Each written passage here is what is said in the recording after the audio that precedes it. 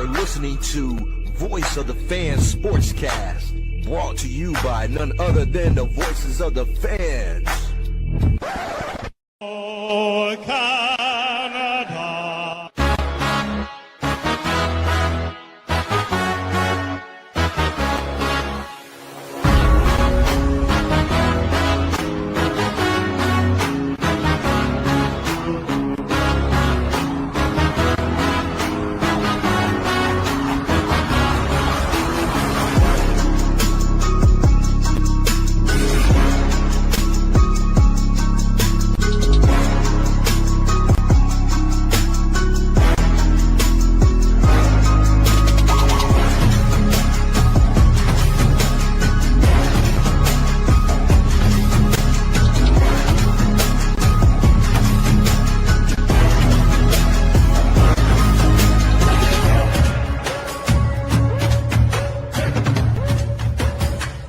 For Friday, the 3rd of July, I'm Randy Cooray. This is a Voice of the Fans Canada. Hope you're doing well, and thank you so much for joining us. As a proud Canadian, I don't know if there is a week like we are experiencing right now in the world of sports. Within Canada, within Toronto, within the world, you have the World Cup of Soccer going on. You have NHL, NBA free agency. A lot of big things happening with the Maple Leafs and the Raptors. Here to help me figure out what the hell is going on, Tony Antoniou is here. Tony, how's it going? Good times. It's good times, isn't it, Randy? It's a lot of fun. It's a lot of fun. Well, you know what? Here's the thing. You're into sports. So this is a good time to be into sports. It's an amazing time to be into sports. I mean, yeah, throughout the regular calendar year, I don't know about you, but I like to think April, middle of April, Major League Baseball starting, NHL and NBA playoffs are starting, the Masters are starting. I'm a big golf fan. This pales in comparison to what's going on. And I guess the World Cup is the main reason why. Is it the main reason why? I mean, you take a look, and Neel Katarey is actually going to join us around 9 o'clock, and he'll help us out with the basketball news. But I mean, with everything going on, I mean, I think what is lost in the weeds here is that the Toronto Maple Leafs picked first overall and got Gavin McKenna, because you think about Kawhi Leonard to a degree, you think about Mike Babcock, you think about the possibility of where LeBron James will be playing next. The Boston Celtics make a major trade, and Philadelphia 76ers are getting that much more crazier. The Leafs head coach that has changed hands, and I hope Neel's got plenty of rest and ready to fire off all his opinions on what's happened in the NBA. It's been a lot of fun. It has been. 2-1 Argentina, by the way. They just scored. And Argentina was tied against Cabo Verde. All these Cinderella teams, you think about who had scored the first goal in their country's history. You think about Canada scoring their first goal on home soil, which is, I guess, few and far between for most countries. But, gone are the days of our men's national program just known for scoring one goal in World Cup play, men's World Cup play. And not only do they have a point, Tony, but they're in the round of 16. Round of 16, that's right. And wow. Winning in the epic fashion, and they did too, the way they did too. But I gotta say, I was probably one of the most skeptical people about it working out here in Toronto. And I guess it's because we were sitting at BMO leading up to the World Cup during TFC games and watching the construction happening. And I don't know about you, but I think the overwhelming opinion was that I don't know. This doesn't. This looks like there might be trouble. I mean, we were joking around, looking at the temporary seating, saying, "That doesn't look. It doesn't look very stable." But everything, all the feedback that has taken place since has been nothing but positive. I mean, our eyes don't lie. It seems like it's an incredible an atmosphere. And I think the most poignant point made was by Roberto Martinez, the Portuguese coach, yesterday, comparing it to that mid-table Premier League type intimate stadium setting, which he was very used to as manager of Everton Football Club for a long time. And that's exactly the way I looked at it. The more I was watching it, the more aesthetically beautiful it looked. And then, being lucky enough to have Portugal and Croatia, a couple of communities that are very highly represented in Toronto, helps, as well as Bosnia Herzegovina as well. They had a lot of fan base, but overall the atmosphere and was it Panama's coach? Yeah, Panama's coach was very complimentary of the whole atmosphere, the treatment they had, the logistics, getting them to and from the hotel. So it was a huge success. I hope FIFA feels like shit for not putting more games in Toronto, with the benefit of hindsight, because a lot of people had a lot of good things to say about the atmosphere here. I mean, and I guess it's really easy to come down on FIFA for only having what is it, six matches here in Toronto, 7 in Vancouver. Yeah. And when I'm saying it half jokingly. No, of course, but and not solely on what you said, but with Toronto FC Stadium being what it is and soccer being what it is, of course it's growing, and there is more of an infrastructure in this country. Well, I guess financially, Qatar has a lot more than Canada, but in terms of passion for the game, it's definitely on the rise. But we don't have the stadiums in this country. I think the closest one and the only one really and truly is Vancouver on an international scale, only because of the size of the stadium, not so much the aesthetics and the amenities to BC Place, although I'm sure that they pumped in a lot of money as well. But looking at all the matches at Toronto Stadium, it doesn't look like BMO Field. And of course, a little bit of paint and some signage and wrapping along the stands can do a lot of great things, but it does, to your point, look like a first-class facility. Kudos to Toronto. We really never really what kind of event comes close to a World Cup in our city? We haven't had the Olympics here. The Pan Am Games came and went.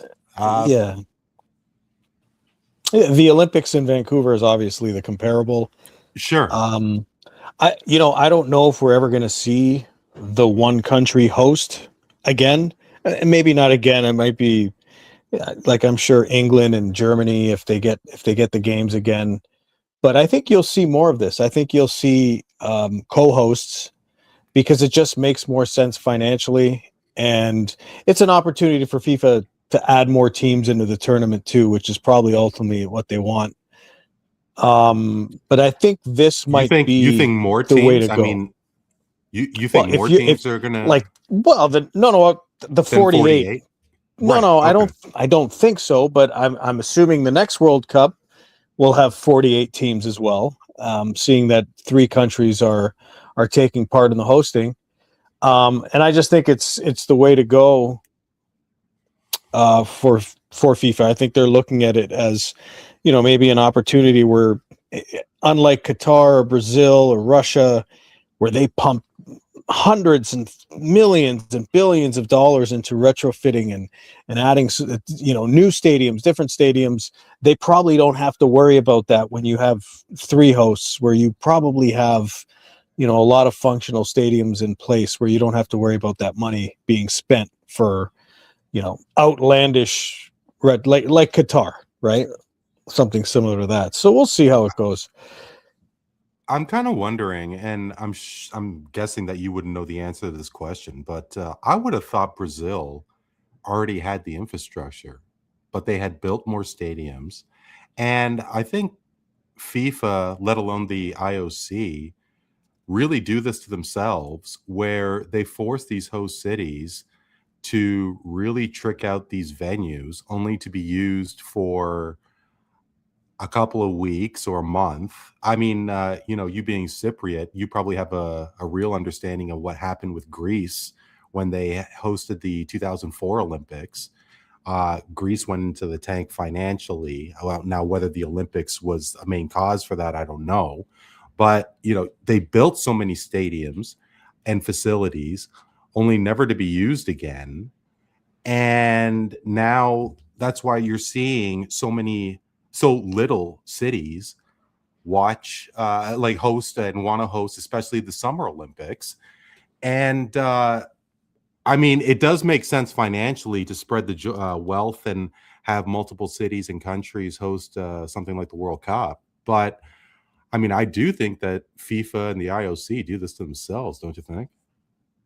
Well, there's always the option to not put a bid in the host. I mean, it's totally up to the countries, right? FIFA can't control that, but they have certain standards that they expect, and I get it, right? Because it's not just about retrofitting stadiums. There's different aspects, in the bowels of the ship, as they say, that you've got to, you got to be ready security wise. You got to have areas outside the stadium, one of the parents on my stepdaughter's soccer team, who's a police officer here in Toronto, was assigned to a couple of games, and they can't be in the stadium. They've got to be at a certain distance. So FIFA's got to be able to organize their own security in certain areas, and I'm sure they will. There was a lot of work that had to be done for BMO, just in the bowels of the ship alone, right? Getting players into the stadium, because it's very open. It's very, It is, yeah. The parking lot is across the way, and you could see players parking and coming in. So I love the dugouts, though. They put some dugouts, I notice, and I think they're staying. So those are cool. But listen, at the end of the day, it's up to the countries. If they choose the bid, and they know what comes with it, which is why, getting back to the co-hosting thing, I think we'll see a lot more of that. Yeah. I mean, for two guys in their mid to late 40s, what do you think the chances that we'll be alive to see Canada host the World Cup matches again? I mean, 1994, the way we drink, not possible. No, yeah, not you possible. know what, you're right. You're right. It'd be tough. Be tough. But well, let's take a look here. Now, Mexico hosted in 86, USA 94. It's 26 now. Italy 1990. Italy 1990 and France. So we'll see. So I guess it, just in terms of because I think isn't it Spain, Morocco, and Portugal hosting the next World Cup? Correct. Yeah. So maybe every 30 years, and in 2060s. So I mean, I'll be well over 80, and there's no way I'm seeing 80. So we got another. Did we see a goal? I think so. I'm delayed. I am super delayed upstairs, and I can hear my stepson and her mother cheering. Oh, what a goal! What a finish! My goodness, Cabo Verde has equalized against Argentina. This isn't real. This is not real. Wow. I just caught it out of the back of my eye. So right now, as I'm seeing, it's in the 104th minute. I don't know where you are, but now oh my God. And it was the goal scorer is hugging up his world-class finish. World-class finish. Wow. This is unbelievable. Now, is there a yellow card possibility for players going into the stands? There might be. Yeah, there might be. It's a little bit of a delay. Is that Serena Williams' mom that's standing there?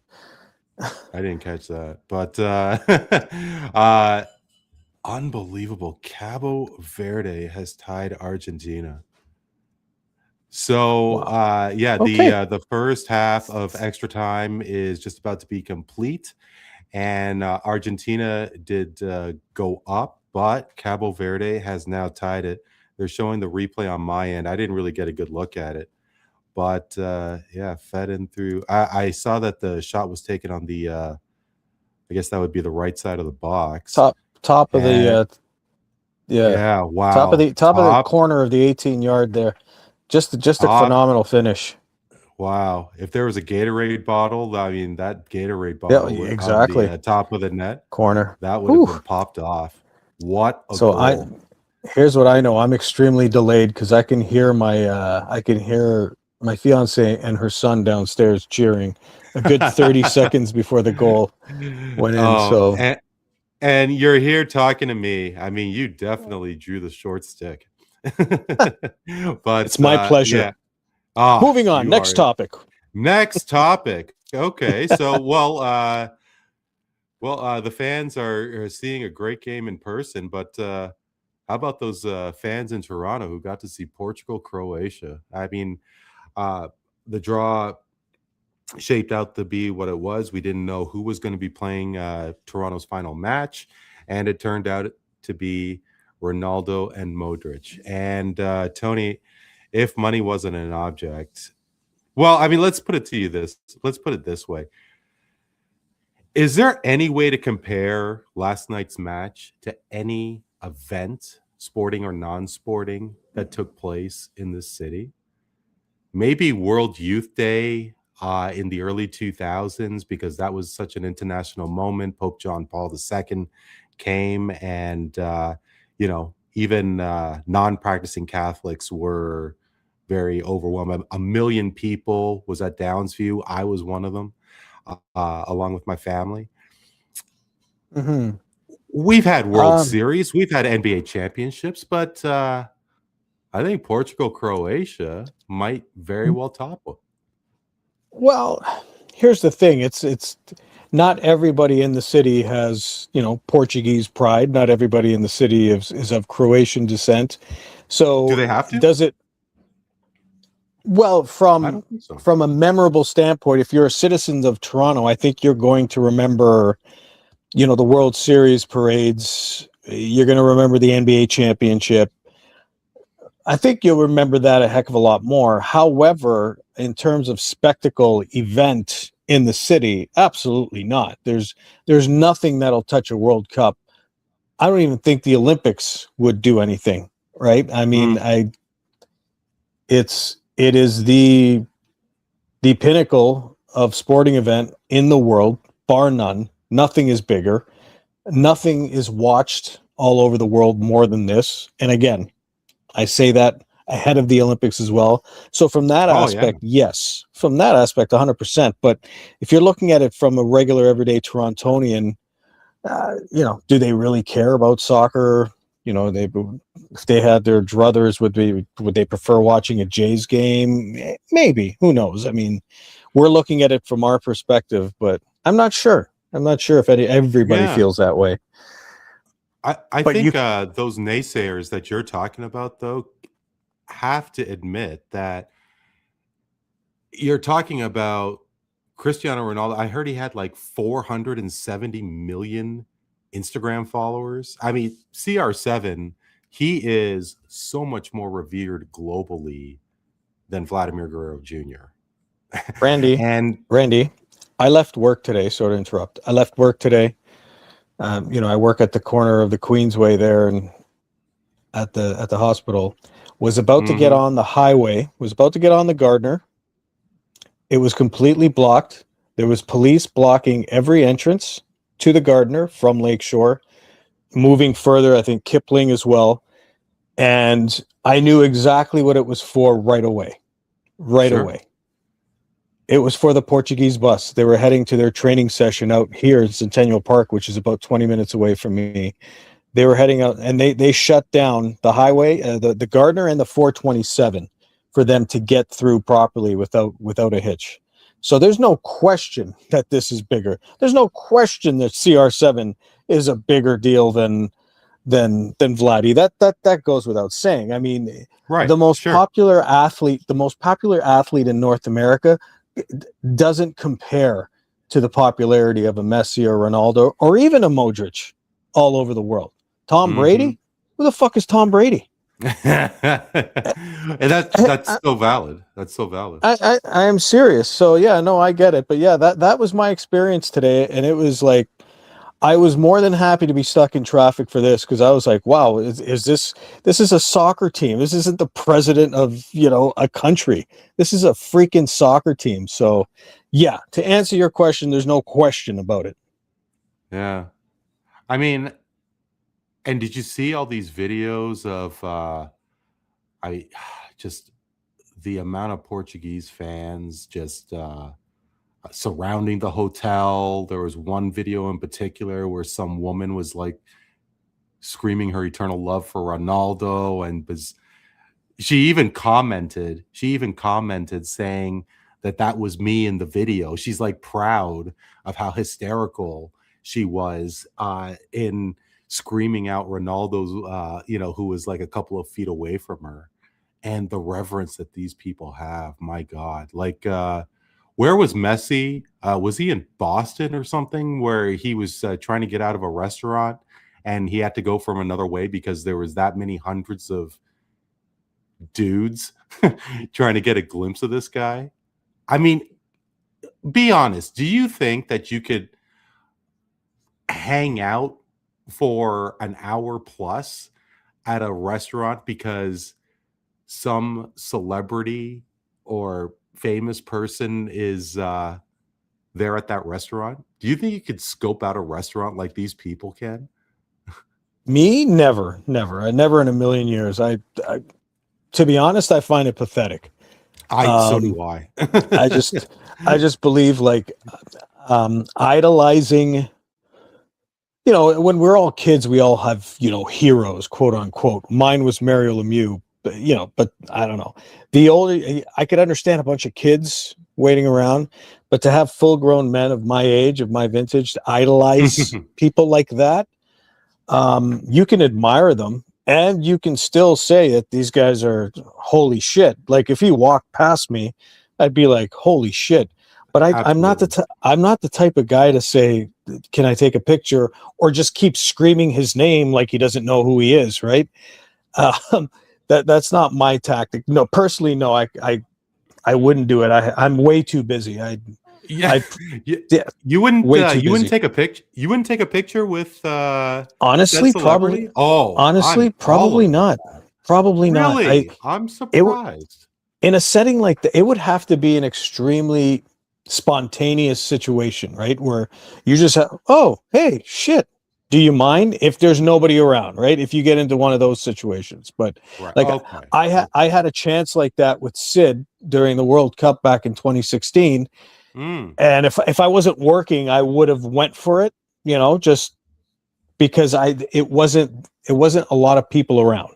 Like it was the end of the night. He was leaving the arena. It was very quiet, but I was working, and I don't do that while I'm working, especially when I'm on the clock. That must be tough. Yeah.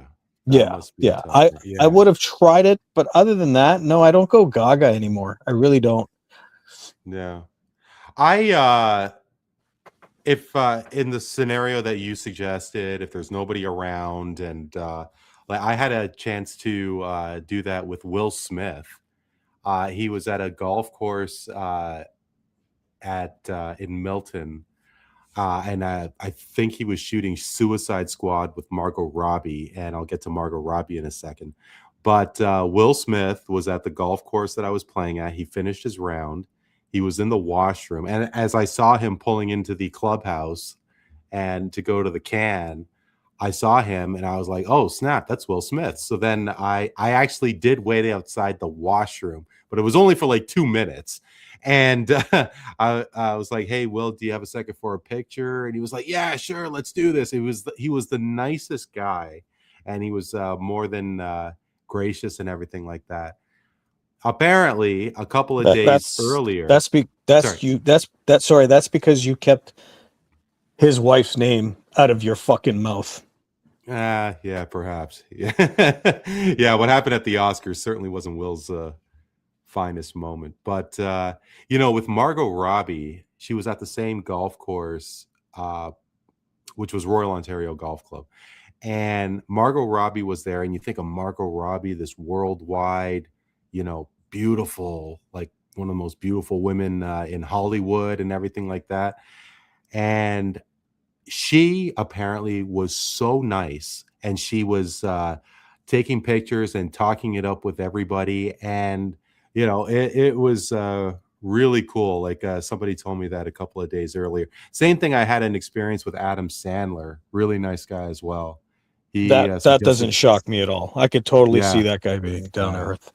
yeah. But anyway, back to the World Cup here. And I'm seeing Tony, I don't do you know off the top of your head where I could try and take a look at it, where the Paraguay France match is, because tomorrow is the United States 250th birthday, and Canada is playing Morocco in Houston, and France is playing Paraguay in Philadelphia.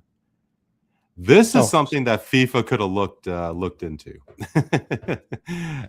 For USA's 250th birthday, why aren't these matches in Mexico? I mean, let's look at it in a realistic sense. Maybe they should have avoided July 4th in having matches in the United States. Why? Why? Who's going to go? Do you think that? Who's going to Everybody. go? I mean, they're going to be packed. Everybody's going to go. The rumor that I heard was that it was 60 or 70% locals who watched Canada, South Africa in Los Angeles. Mm-hmm. So if you're banking on locals, sorry, go ahead. No, I think they committed to buying tickets, and it could be part of their holiday excursion, right? Is to watch a World Cup game. I don't think that's an issue at all. I think if anything, they would have obviously loved to have the schedule fall where the United States is playing on the 4th of July. That would have been cool, but I don't think they care at all. And let's be honest here, man. Like it's like people in Los Angeles.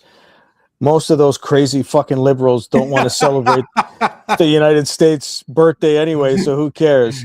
Half the locals in Philadelphia are high on meth anyway, so I'm pretty sure there's more than just locals going to these games. But no, I don't think it's a factor at all. I don't think it's a big deal at all.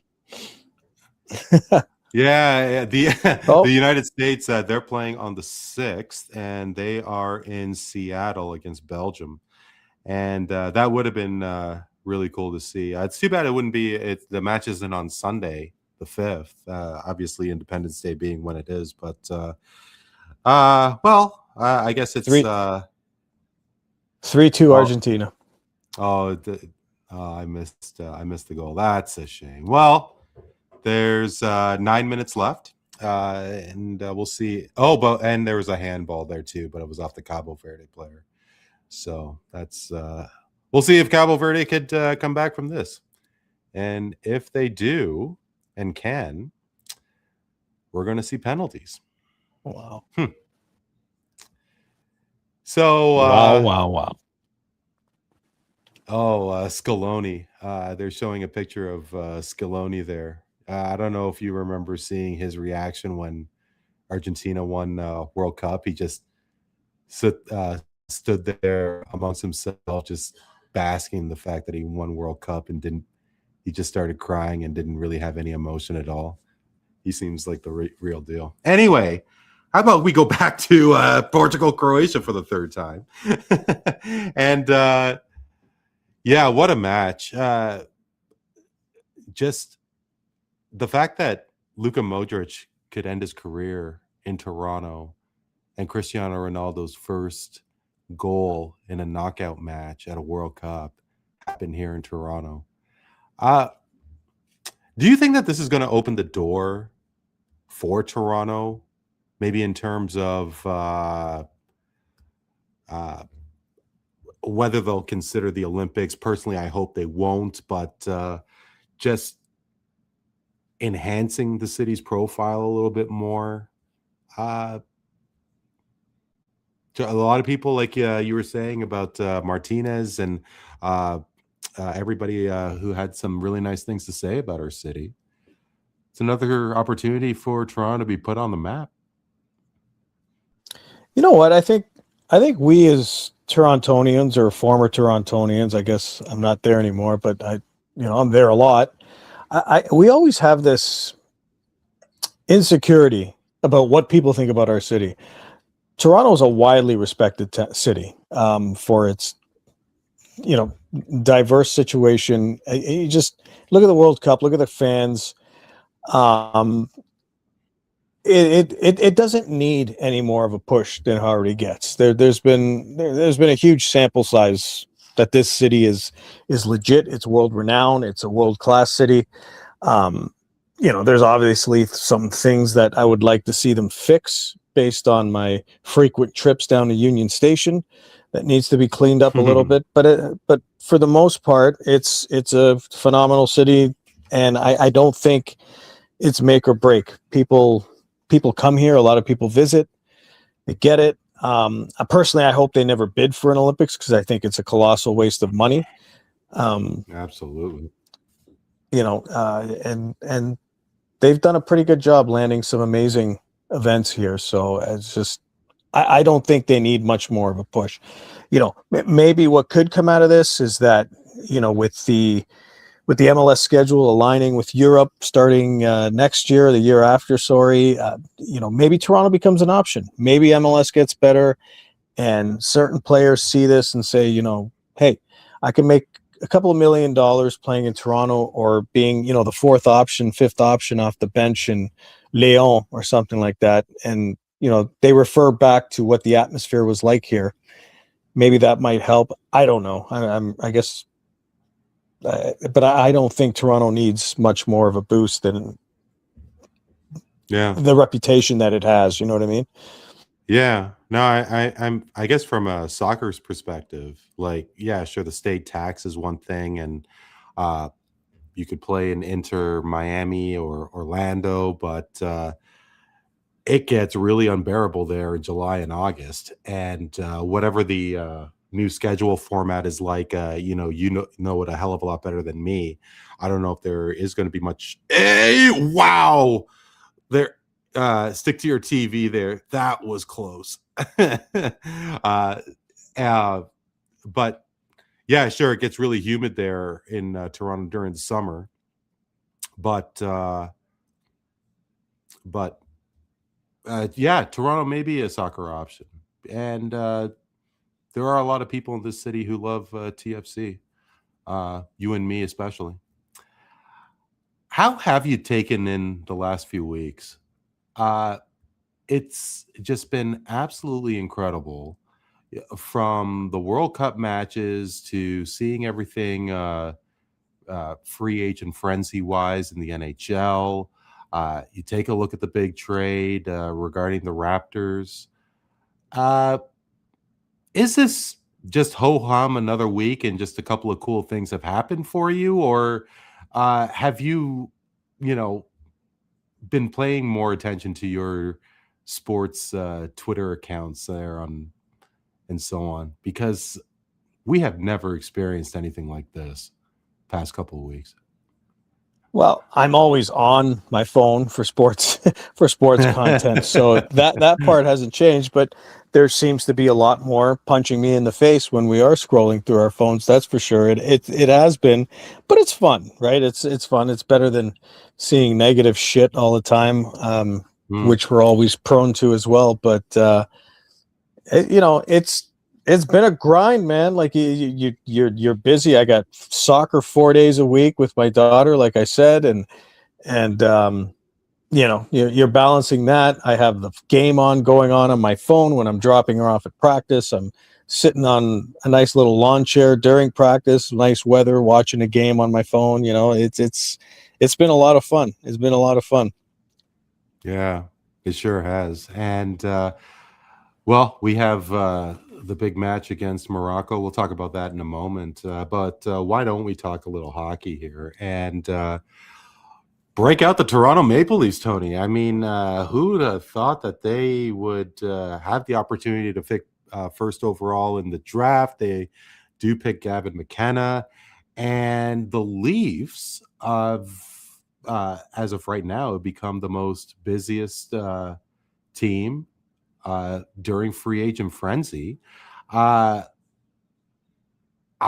am surprised, borderline shocked that Sergei Bobrovsky is now a Toronto Maple Leaf.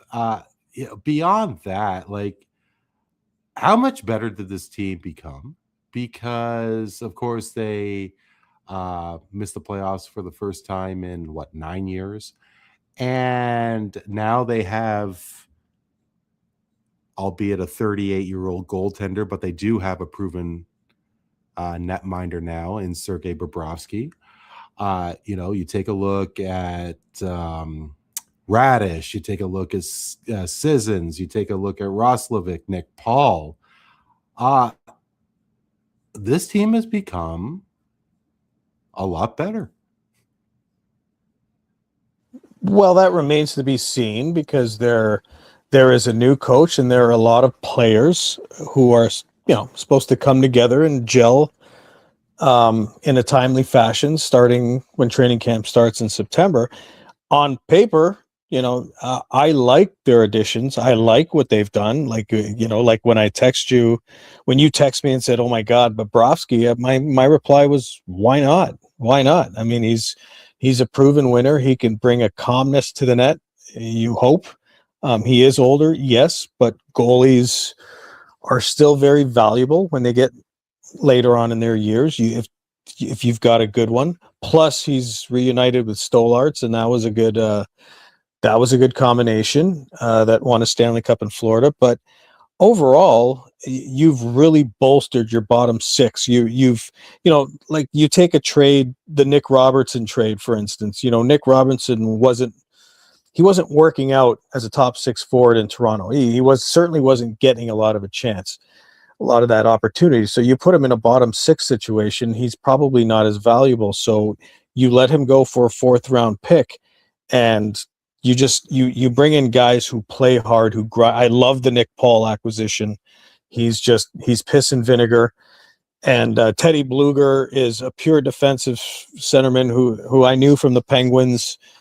Solid player, is going to help you on the penalty kill. He's just defensively minded player. Plays 200-foot game. He's not going to give you a lot of offense, but you have a lot of offense. You have good top six guys in place, plus the first overall pick. It's funny how many times you're going to forget about McKenna being in the picture because that first overall victory came out of nowhere. But listen, I'm not going to brand them, a winner until you see them actually play. Plus, they have a new head coach, like I said. But there's a lot of positive. A lot of positive. The Leaf fans should be positive about the offseason so far.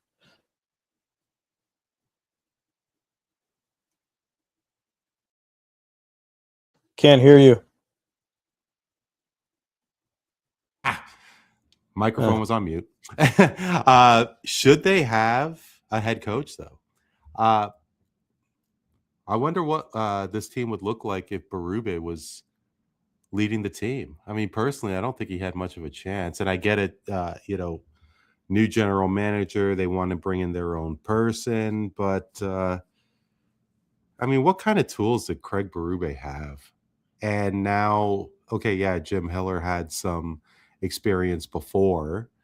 But I don't know if they should have pulled the trigger on Berube. What do you think? I don't mind it. I mean, he certainly did have the tools. I disagree with you there. I mean, he's got a pretty good hockey team. But listen, at the end, of course he did. He had you have a team with Matthews, Tavares, Marner, and Nylander before Marner left.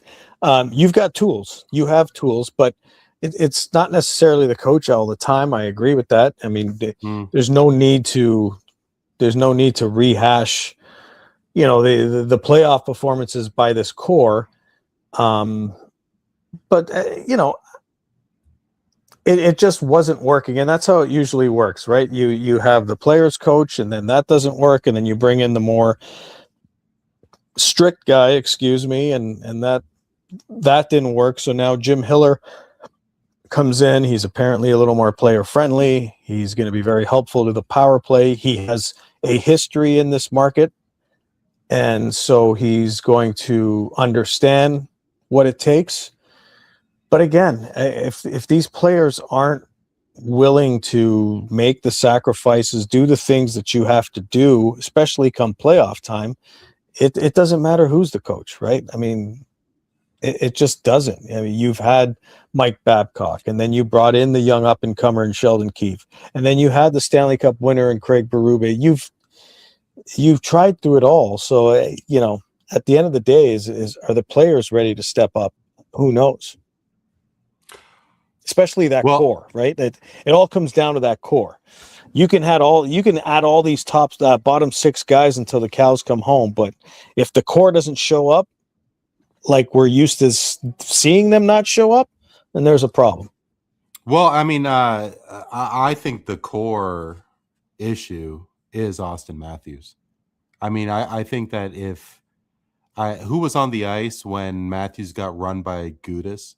And I can't remember if you and I talked about this specifically, but I'm certain Nylander was there, Riley was there, Carlo was there on the ice when Gudas took out Matthews. And something just tells me that he is not a leader. And if it was Tavares, for example, I think Gudas would have had his face beaten in. This is just a hunch, though. What do you think? Who, though? By who? Who? Well, look at Riley when he took out Ridley Gregg. Now is Morgan Riley, showing up Ridley Gregg because it's Ridley Gregg, and he's gonna cower if it was Radko Gudas? Yeah, I don't know. Maybe he knows. Maybe he knows Gudas could feed him. I don't know. I mean, that particular situation has been, beaten to death. That story, yeah, it's not a good look. It was not a good look. No. Perhaps that's why they got grittier in this bottom six now. It's difficult to expect a William Nylander to be that type of player, but once in a while you'd like to see it happen, right? Yeah, they've never had it amongst that core four. Sure, I get it. Who is the toughest between those guys? I don't know. Good question. Yeah, maybe Riley. I mean, I put Riley in that core, but that's not really saying much. But with all these signings, though, and you have Gavin McKenna, how much do you think this is going to convince Austin Matthews to stay in Toronto? It's amazing that John Chaika has come in with whatever sideshow was going on in Arizona. Brad Treliving, I mean, I thought that he was quite accomplished in Calgary. I thought he did some decent stuff there. But I don't see any chance that Brad Treliving could pulled off the moves that John Chaika did. Having said that, there is a big possibility that Austin Matthews isn't going to return once his contract is up. Is he thinking about asking for a trade like all these other players did? And we must get into what happened in Ottawa in a moment. But Austin Matthews, do you think his decision may change if he was thinking about leaving Toronto to after all these signings that the Leafs have done recently? I believe he's going to extend, and I believed his plan was to extend before these moves were made. I don't think Nick Paul, Jack Roslovic, Colton Sissons is going to move the needle for him to say, yeah. I get the sense that he wants to stick around and try and make it work. That's just me. And I also think from a monetary perspective, and I say this all the time, for maximum, for his brand, for maximum opportunity at maximizing your income, being captain of the Toronto Maple Leafs and potentially being the captain who lifts the Stanley Cup for the first time in 800 years is a very lucrative opportunity for him as well. Do you really think so? Do you really think so? Of course. Off the ice, 100%. 100%.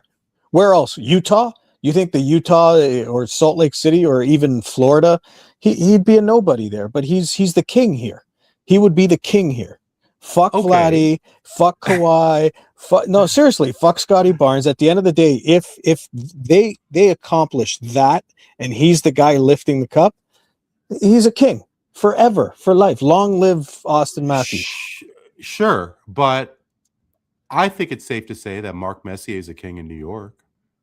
I think Jonathan Toews, he's king-ish in Chicago. He was in '94 for that 1 year. He'll always be revered by Henrik by the New York Ranger fan base. There's no question about it. Sure, but it does not compare to a nation. It's not just in Toronto. It's a nationwide love. There's Toronto Maple Leaf fans all over the country, and it would make a massive difference. Huge difference. Okay. So Austin Matthews wins the cup in Toronto. What kind of reverence is he going to get in Winnipeg?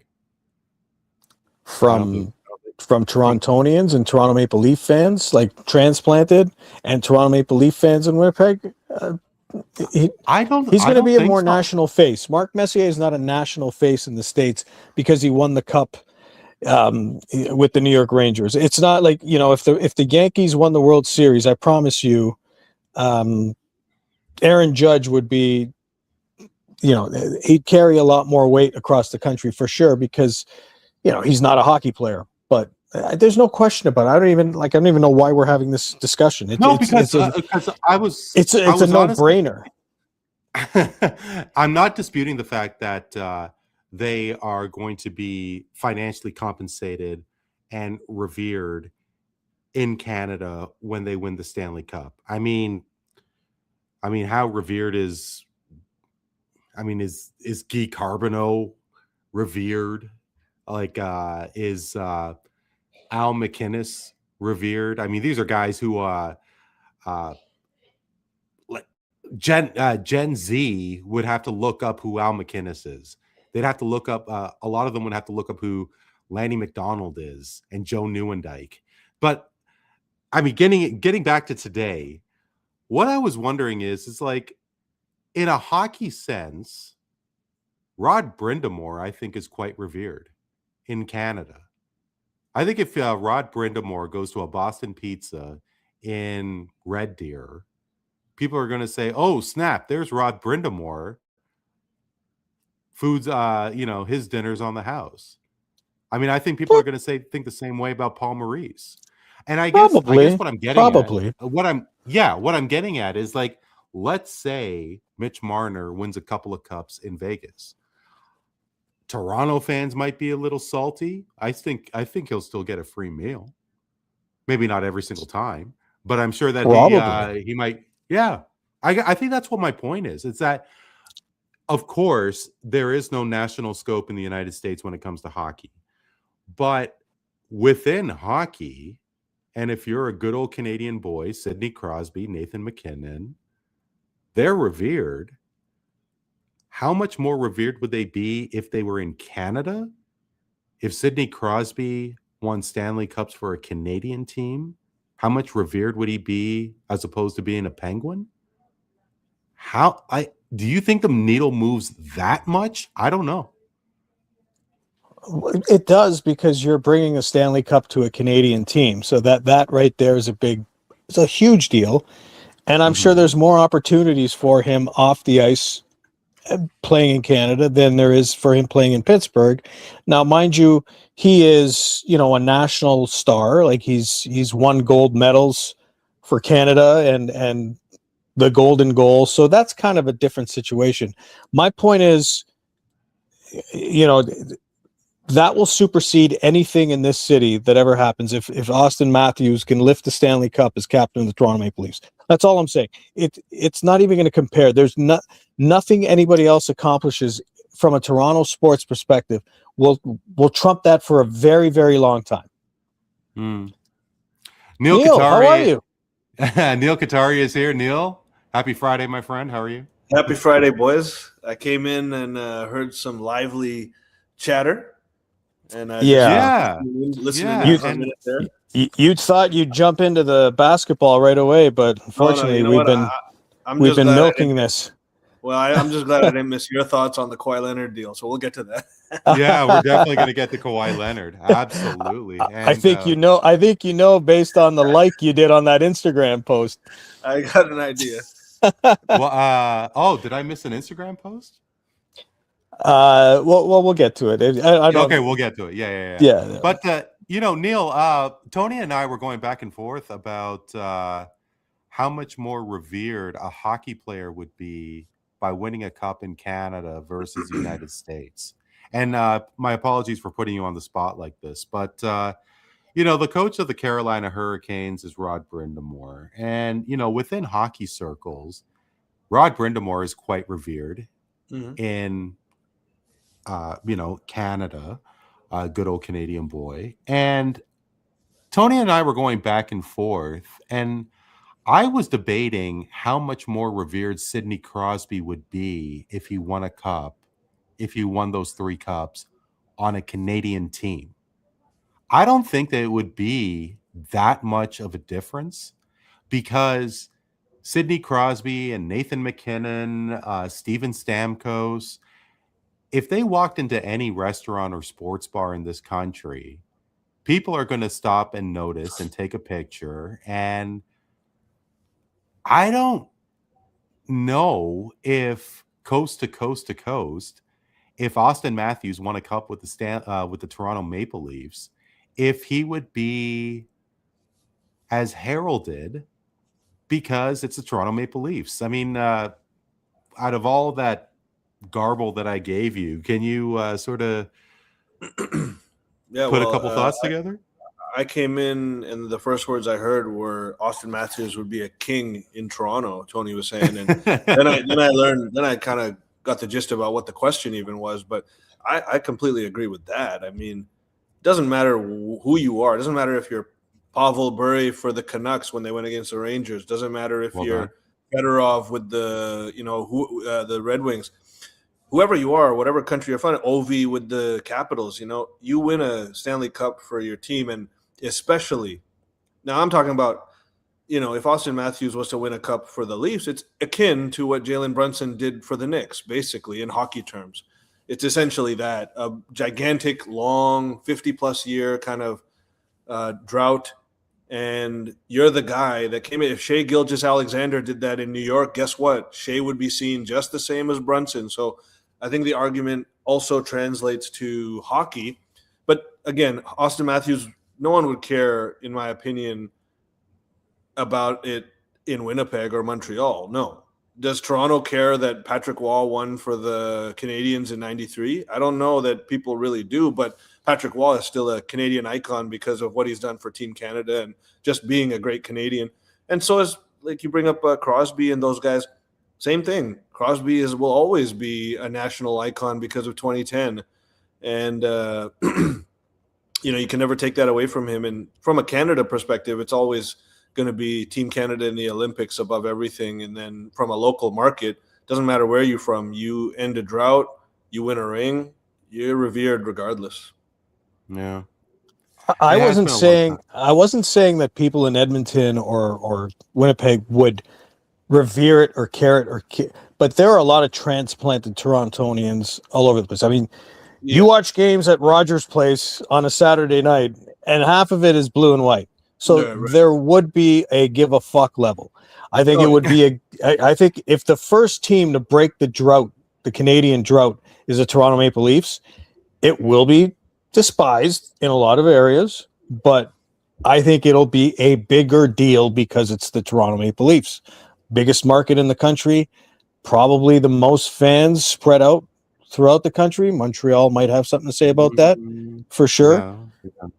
But there's no question. But I'm not saying, obviously in Toronto it'll take a different tone, a different level. But I think we're at the point now in Canada where we just want to see a Canadian team win the Stanley Cup, right? Yeah, my impression is the Leafs kind of have a more diffuse fan base in Canada, maybe in the States a little bit, among Canadian teams anyways, kind of like the Lakers and Knicks. I keep comparing it to basketball, but like if you're a Lakers fan in San Antonio or in New York or in whatever other country outside of LA, the other people, the fans of that team in that city, don't really like you. They don't really like that they're seeing you as a Lakers fan cheering, and whether you live in the city or not, people don't like that. So I don't know that you could become, but yeah, like Tony said, there's fans are more spread out with the Leafs. It's more of a marquee franchise than anywhere else in Canada, to be honest. And that's just the way it is. And so, it's kind of similar to those mega markets as far as the sport is concerned. Yeah, Cowboys is another example. Sure. Yeah, Cowboys, absolutely. And I guess there is a bit of an insensitivity with hockey, and it's been so long since Canadian team has won the Stanley Cup, and it's just so unique and so wild that you could be an NHL legend and live in a city where not a lot of people would recognize you. I mean, Mitch Marner can walk down the Vegas Strip, Jack Eichel, and not get noticed. But in hockey circles, he would be the king of the castle, especially if Vegas wins the cup. I mean, look at South Beach. I mean, Matthew Tkachuk, and every hockey fan in this country know about the Tkachuk boys. Yeah. And maybe we should talk about Brady in a second. But, between Bobrovsky, Brad Marchand, I mean, like, they walk down Yonge Street and they're going to get mobbed. They walk down South Beach and they're just another Joe Blow on the streets. Well, you bring up Brady and Matthew, and I got to believe, look, regardless of what these guys may say upon exiting the door and booking a flight to, Miami, these guys may say some nice things about, I like my time, I'll always have Ottawa in my heart, but they pushed their way out back to their home country. To play with one another, sure, but it started with Matthew, it ended with Brady. Where's the Canadian boys pushing their way back to a Canadian team? I mean, where are these guys? I can't even think of one that pushed his way out of an American team to come to a Canadian team. Is there one? Can you name one? Well, he didn't. Yeah, I mean, he didn't push his way out, but John Tavares. Tavares, you're right. But I'm talking about his contract was over. The difference is Tkachuk and both Tkachuks are squarely in or entering their prime when they force their way out. Tavares was at the end of his prime, perhaps, and now he's past. So Tavares was a UFA too, so he didn't push his way out. He was a UFA. He was a UFA, and he chose to come back to Toronto. But that's a good point, Neil. I can't think of any either. It's a rare example over the last little while. Even Tavares, he's a rare bird when it comes to that. And so you know what? If I was, and just to because we're on the, if I was, anyone in McKenna's ear, I'd be just kind of like really, really giving him kind of perspective on what it would mean to be a all-time great, winning a cup in Canada, Toronto. How much history, how much drought, the old Canadian drought, the whole Leafs drought. It's unbelievable the opportunity that this kid has in front of him to be like, and he could do it. I mean, I'm not saying he will, but what if he does it before McDavid does? I mean, that takes on another special level there, because McDavid had his couple of chances, couldn't get it done. So, I mean, there's just so much there. And like, if this kid was worth kind of and I hear he's a competitive kid. I hear he's got a little bit of a mean streak to him. Some of those bar stories I've heard of. Yeah, that's just like, I mean, if he's got the IQ, the ice IQ to go along with some of that brash streak he might have underneath, these guys should be in his ear about that all day long. Because the great ones, they want to be great. I'll tell you that. Mm-hmm. In any sport. But when I heard he punched the guy out because he was bothering his mom, I said, you got to draft him first overall. I want that guy in my franchise 100%. And he seems like a really well-spoken kid too, overall, so we'll see. It doesn't always pan out the way that you want. But this guy's got an incredible opportunity in front of him. Yeah, white horse's finest. But I just think that, can you honestly say, without a doubt, if you boys had the talent to either shoot a puck or block a shot or turn a double play, that you would have tunnel vision to playing for Toronto, especially in a hockey sense? Like, do you think that if you could live in a tax-free state versus playing in your hometown, can you honestly tell me that you'll have tunnel vision for Toronto? I love my city, I love my country, but that is a hard ask, especially with the microscope that you are under, whether it be Toronto, Edmonton, Winnipeg, Ottawa, Montreal, you name it.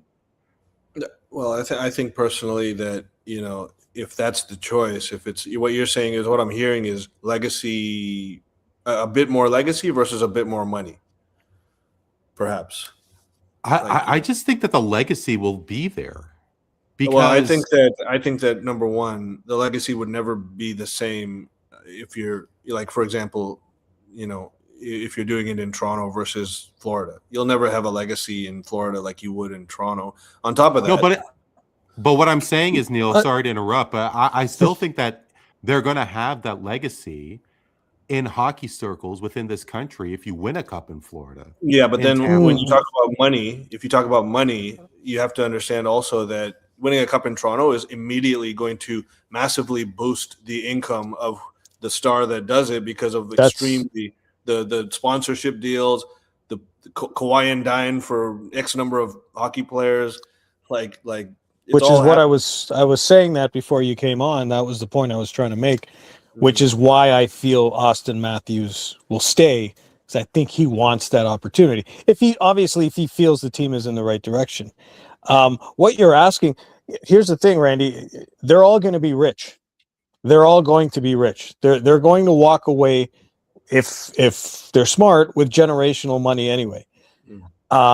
Being the captain of a Stanley Cup championship team in Anaheim, or being the captain of a Stanley Cup championship in Toronto, two different worlds. And that's, I think, what you mean by legacy, Neel. That it's a completely different world, right? Yep. Just it's not even a comparison. It's not even close. And they're all going to be fucking rich. So all things being equal, I think some of these guys like their legacy too. I think that's why Connor McDavid is hanging on to see, what's down the road. Couple of years, let me take a bit of a hit. Let's take the desperation mode and bring in Mike Babcock, because I think he really wants to be a Stanley Cup champion at Edmonton over anything. Yep. To add to that, look at, and again, I'm just talking what I know best, but you look at Dirk Nowitzki's 2011 championship with the Mavs. Number one, he had one of the hardest runs ever. He just summoned something, the deep inside, the most high degree of competitive drive that he kind of knew this was it. This was his shot. And he summoned something that he went Super Saiyan basically in that run. And I like to say, there is a quality to a championship that not all championships are equal. That championship is worth 3 cheaply acquired Kevin Durant championships. Jalen Brunson's championship in New York is worth 3 cheaply acquired, a couple of that Jalen Brunson championship is worth 2 LeBron championships in Miami. There's weights to it. One championship is very different. Kawhi, even we're going to talk Kawhi, that one championship he has in Toronto is worth a lot more than any championship he might have won elsewhere, in my opinion. So there is weights to it, and I think whoever wins in Toronto, whoever's the main guy, whether it's Matthews, McKenna, or both, they'll share in that. That is going to. They don't need to win any more cups in their entire career to have the greatest legacy you could have in this city.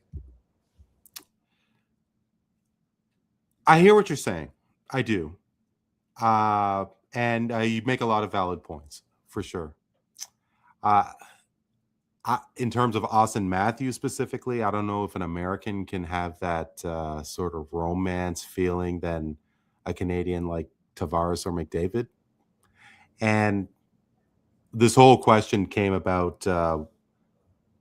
This whole topic and discussion came about with if Austin Matthews would be more inclined to stay after all the moves that the Maple Leafs have Randy, made.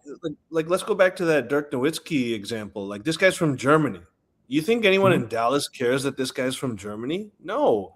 Austin Matthews winning in Toronto would be what Dirk Nowitzki did in Dallas, and he's a god over there. He is a god. That's kind of apples and oranges, Neil.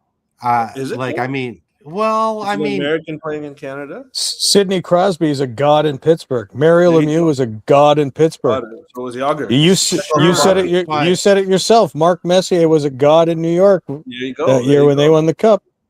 But there's a different appetite. There's a different mindset. There's a different romance when you're a European. No, because I think in Matthews' case, the bigger factor that he's an American, much bigger factor is that we drafted the guy. And we saw him go from a boy to a man, really, a bald man. Okay. He went from having hair to no hair in Toronto. Yeah, he's got to guys remember him as a fresh-faced young boy, and now he looks 10 years older than he actually is.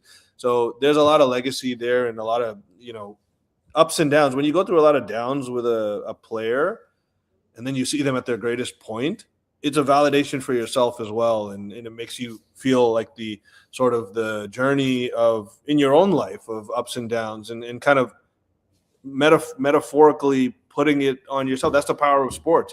And so I think when in his case, he can't go anywhere, Randy, to your point. Matthews cannot go anywhere and win a cup anywhere that his legacy would be greater, and the level of love he'd get from the city he won it in would be anywhere greater. There's no way. That I want to challenge you on, because I've always said from the beginning. I've always said from the beginning that if the Coyotes stayed in Arizona and if Austin Matthews won in Phoenix, I think his legacy would be greater. Let's say that he goes to Vegas. 4 people would have him as a legacy guy in Phoenix if he won the Stanley Cup in Phoenix. But maybe his family. That's it. Is Tage Thompson from Arizona? I'm pretty sure the Coyotes were below, Arizona State NCAA Division II basketball out there. 100%. No, I get it. And I mean, I think it's a little difficult to think about Arizona as a hockey market because of everything that happened. But in Vegas, Dallas has some sort of hockey appetite. Now, maybe they don't compare to the Mavericks or the Cowboys, let alone the Rangers. But there's also if there's a consistency there, if there is the Avalanche. I mean, I think the Avalanche are more revered than the Rockies. Maybe that's not saying much, but I mean, Colorado has had a great history since being in the NHL. I think that the Lightning is more revered than the Tampa Bay Rays. So possibly. Yeah. So I mean, I guess my point is that if there is a consistent winner, like the past couple of years in Florida with not only the Panthers but the Lightning, that Austin Matthews, I mean, in Canada is one thing, but maybe you include the United States. Well, if I mean, he wins, if he is Canadian. I mean, you could, again, I keep going back to basketball, but imagine LeBron won a championship with Cleveland in his first stint with Cleveland, when he was already there for 7-8 years. I mean, that's worth a lot more than both of those Miami titles put together. Thankfully, he went and won one in Cleveland, and it was full circle moment and all that. If Kevin Durant won in OKC while he was there, that's worth a lot more than both of those titles he won in Golden State. He would have been a god there. LeBron eventually became a god in Cleveland. Look at Lowry.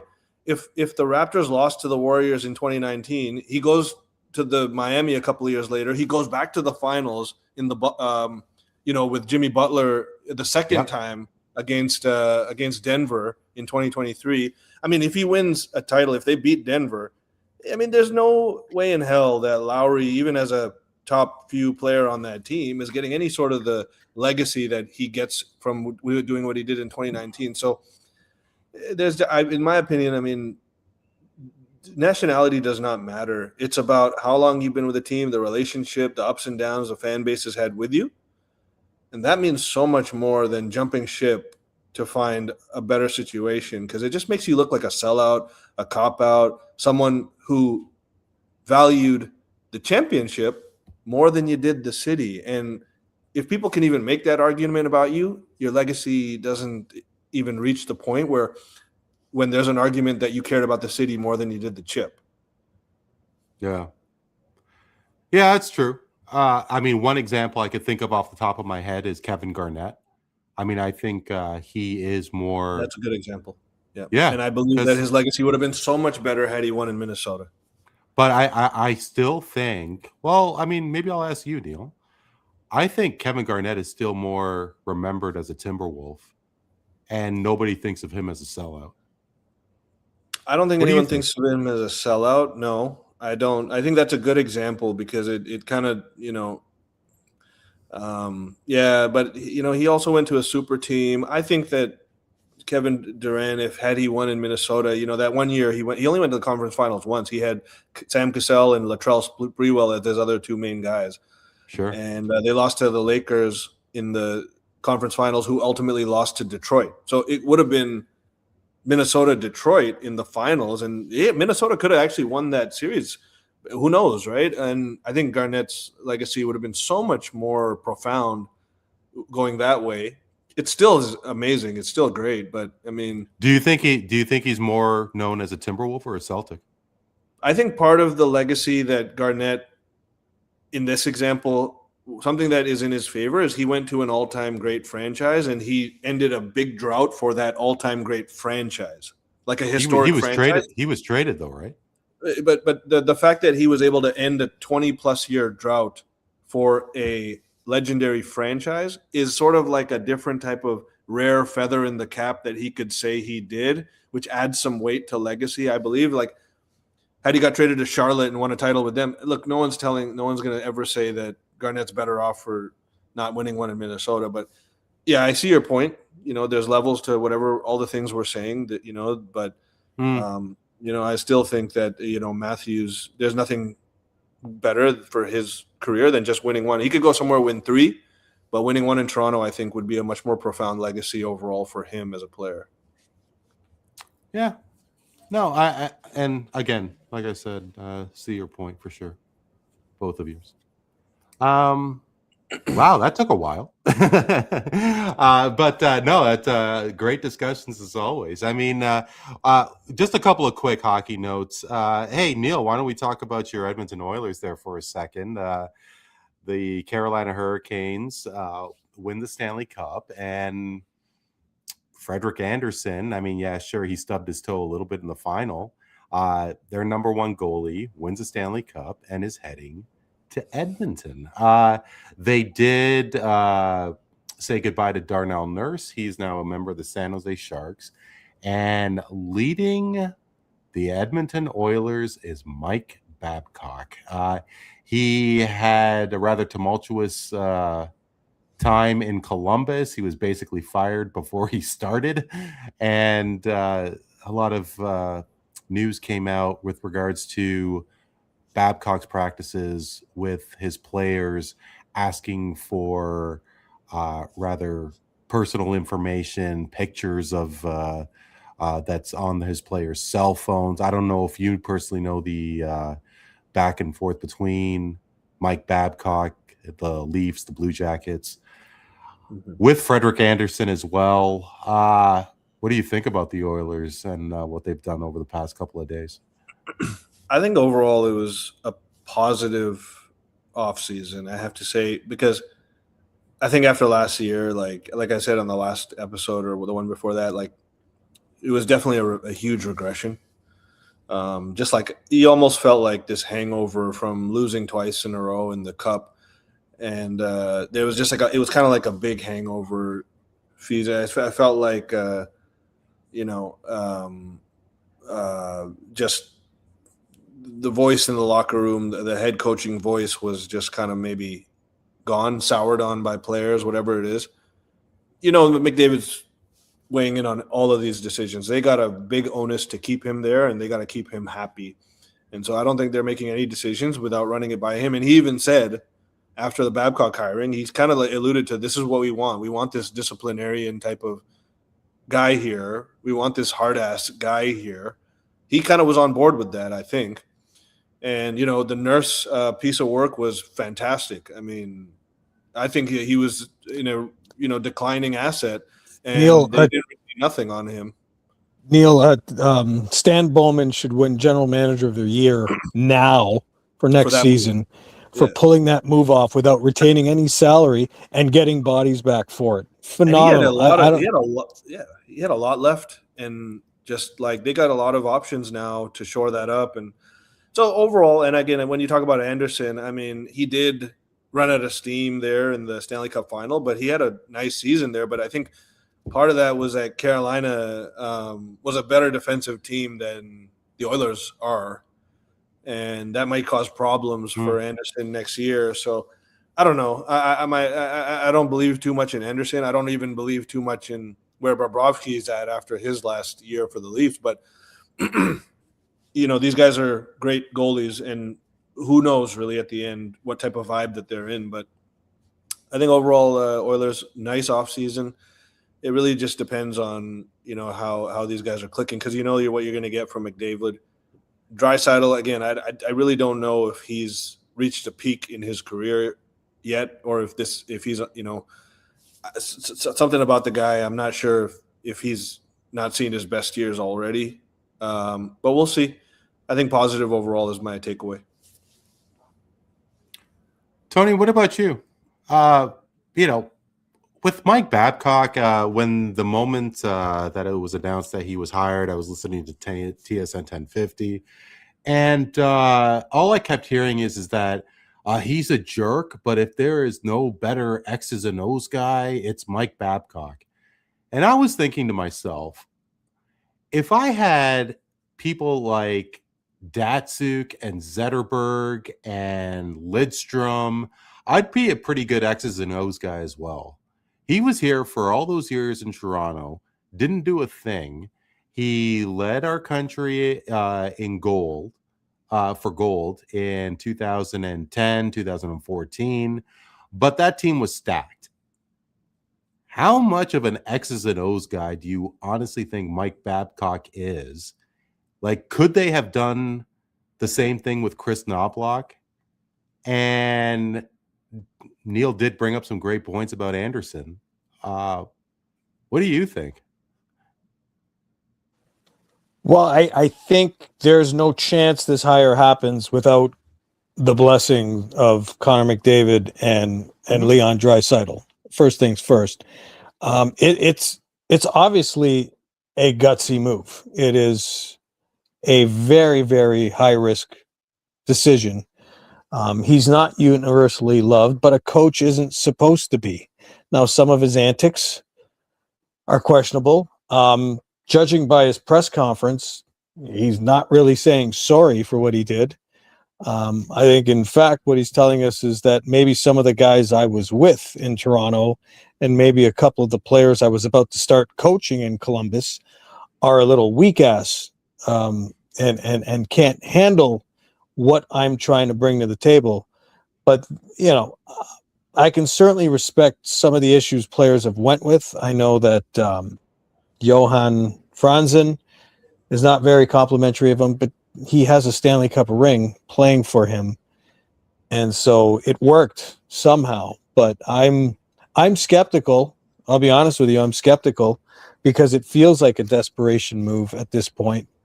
So we'll see what it's like. But again, being able to get that contract off your books and adding a couple of bodies here and there could help them. But are they going to let him coach? If they're going to let him coach the way he knows how to coach and they're willing to take it, you know, Zach Hyman has some experience with Babcock. So obviously he's going to give a heads up to the boys what it was like. So everybody's on board. Everybody seems to be okay with it. I think he had, I think Hyman liked Babcock as coach. Yeah, and I believe he was one of the leadership group that he spoke with. I believe it was Draisaitl, Connor, and Hyman as well. One of the guys that he spoke with prior to. So we'll see. It should be fun. Mm-hmm. Yeah. I think there's a recycling issue with coaches in the National Hockey League right now. So I'm a little jaded sitting here saying, oh, it might work out. Mike Babcock's had great success here and there, but I just think that it's been overkill with the revolving door here. So I'm kind of over it in some cases when it comes to some of these coaching hires. Are you surprised that Vegas didn't retain Tortorella?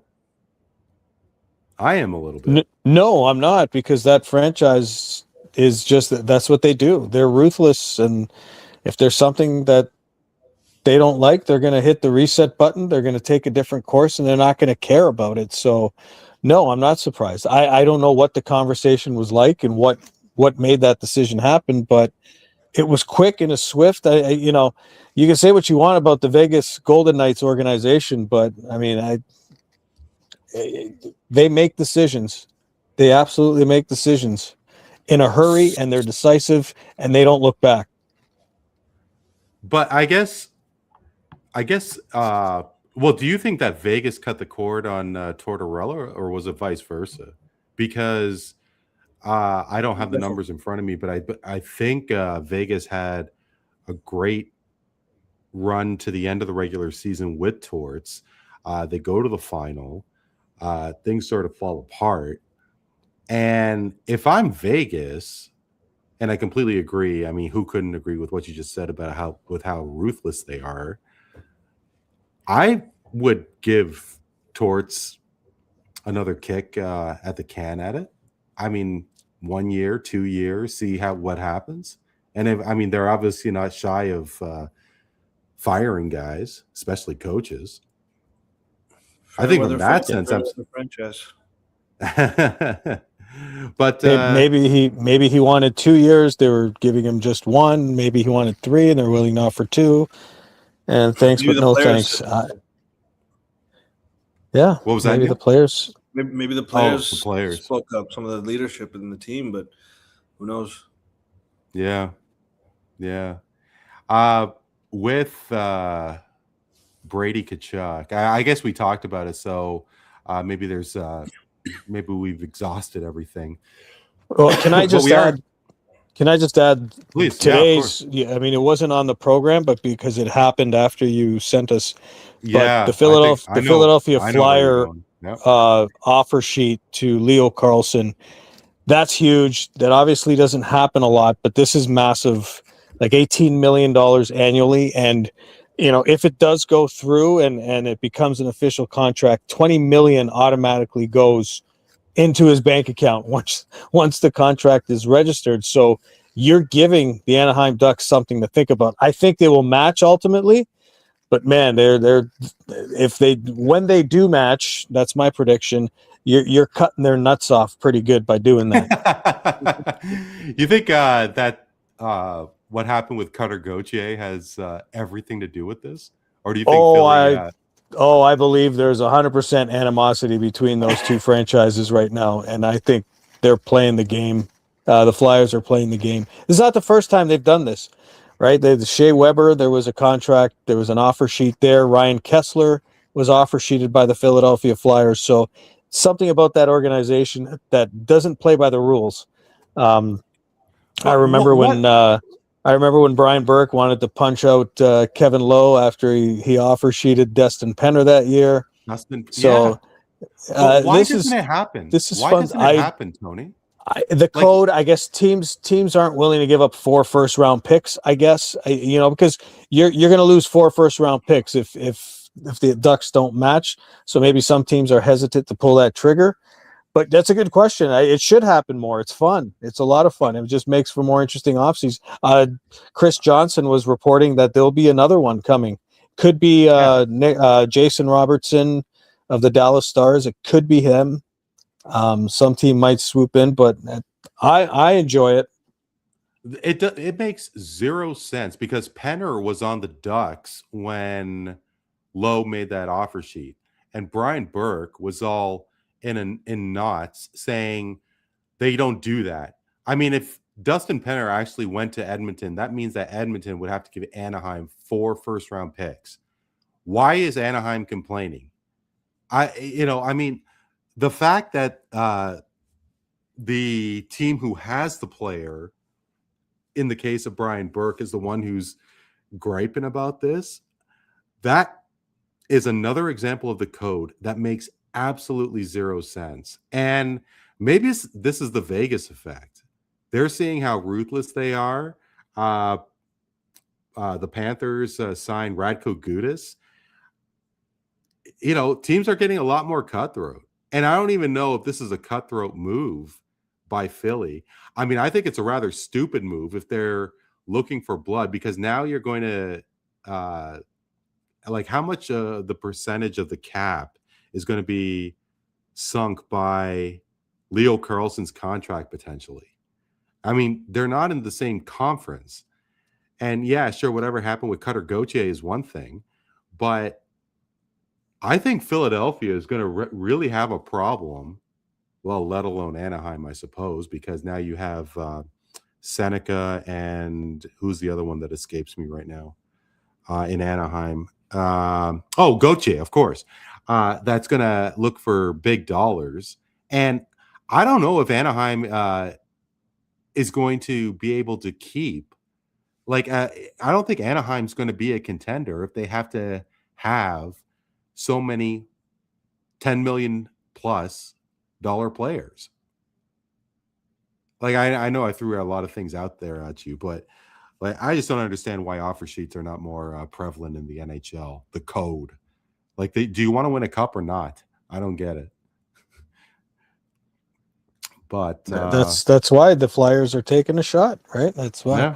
Yeah. They can absorb, I guess, a $20 million upfront payment, so they're going for it, and you're going to get a top-notch centerman if you land him. Just he's young and he's getting better, and so again, that's malfeasance by the Anaheim Ducks, right?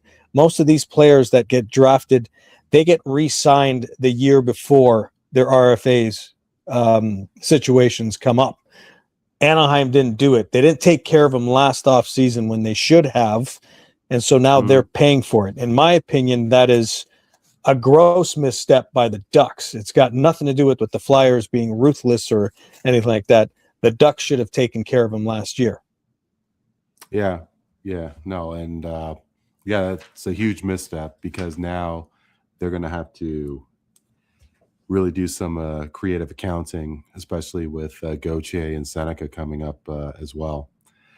Guys, why don't we make our way to the beautiful game? And, Neel, I'd love to ask if you did take some time to specifically dedicate yourself to the Canada-South Africa match.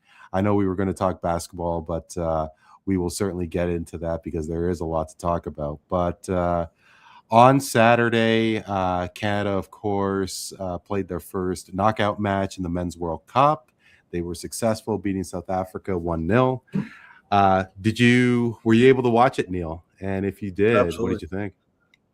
I was actually at a kid's birthday party so I was with my daughter, and they were cutting the cake, and all the dads were out there. There was a big TV right above the room that they were at this play place, and we were all out there watching, eating our pizza, with all leaving all the moms in the room with the kids, but whatever. You know what? At one point, I remember my daughter fell, and she was with my wife at the time, and she came running over to me, and I just looked at the other dads, and I just said, "Take your time," while I'm sitting there looking up at the screen, It was kind of savage. But no, definitely we saw the goal, and I watched most of it. I was in and out, but that was not by choice. If I had a choice, I would be at home locked in, as I was for all the other Canada games. And so that was a beautiful moment, man. It was beautiful. You feel the atmosphere, just it's one of those national pride really things that you kind of feel in the air and you see all around you and kind of get wrapped up in. And it was nice to see Davies back out there. And clearly made a difference. I thought the pace of the game just kind of shifted in our favor even more so once he got in, and hopefully gets a lot more playing time in the next match, because otherwise I think we're cooked if he doesn't give us something great tomorrow. Yeah, and his presence for that match on Saturday against South Africa really lifted and elevated the tempo in Canada's favor. Tony, I didn't get a chance to ask you about your experience with the Canada-South Africa match. I mean, the two of us, we waxed poetically about what happened 4 years ago, and this obviously blows the Qatar World Cup experience out of the water. Where were you on Saturday, and your thoughts too? On Sunday. Sunday. I'm sorry. I keep saying. You want to know where I was on Sunday? I'll tell you where I was on Sunday. Please. I was at the Total Experience Soccer Park just outside of Rochester, New York, watching the game in a covered picnic area while my stepdaughter's team was receiving their trophy and their medals for winning the championship. I was watching Steph Eustachio put the goal away, screaming at the top of my lungs by myself, and all the parents turning around looking at me, and I got them on board too. They came running towards me right away. Who scored? It was Steph. Steph scored. Eustachio scored. So I took all the focus off of this wonderful accomplishment by these young ladies who won the tournament, and I wouldn't have it any other way. It was freaking awesome. Now, basically, me and Tony both are dads of the year. Yes. Correct. Yeah, absolutely. Yes. Tony, has your stepdaughter forgiven you for this? Oh no, they're fine. They were all on board. Everybody was interested in the Canada game. I can imagine that that your stepdaughter and her team was thrilled as well for that goal. How about the call by Luke Wildman? I mean, everybody, he's awesome. He's awesome. What no better person doing that call than Luke Wildman. And Tony, I think you could better answer this question. Certainly better than me and Neel. But Canada, of course, being in the round of 16. And looking back, I don't know if hindsight is playing a factor in this, but should it have been a surprise that Canada made it out of Group B? Because, maybe I had blinders on. It was like 4 years ago, who was Morocco? Belgium's always a choker. Croatia's old. And, Canada walked away with just that one goal. But I still didn't think Canada played bad in 2022. But 4 years after the fact, they had an accomplished Swiss side. They had Qatar, and nobody was expecting much out of them. And Bosnia had to scratch and claw to get into World Cup. Should we have been surprised? Let's put it this way. If Canada did not make it out of the group, how much of a disappointment would that have been? Well, obviously a huge one. So, I was surprised they didn't win the group after, the way that Swiss game was going. I thought they played very well against Bosnia. They just couldn't finish.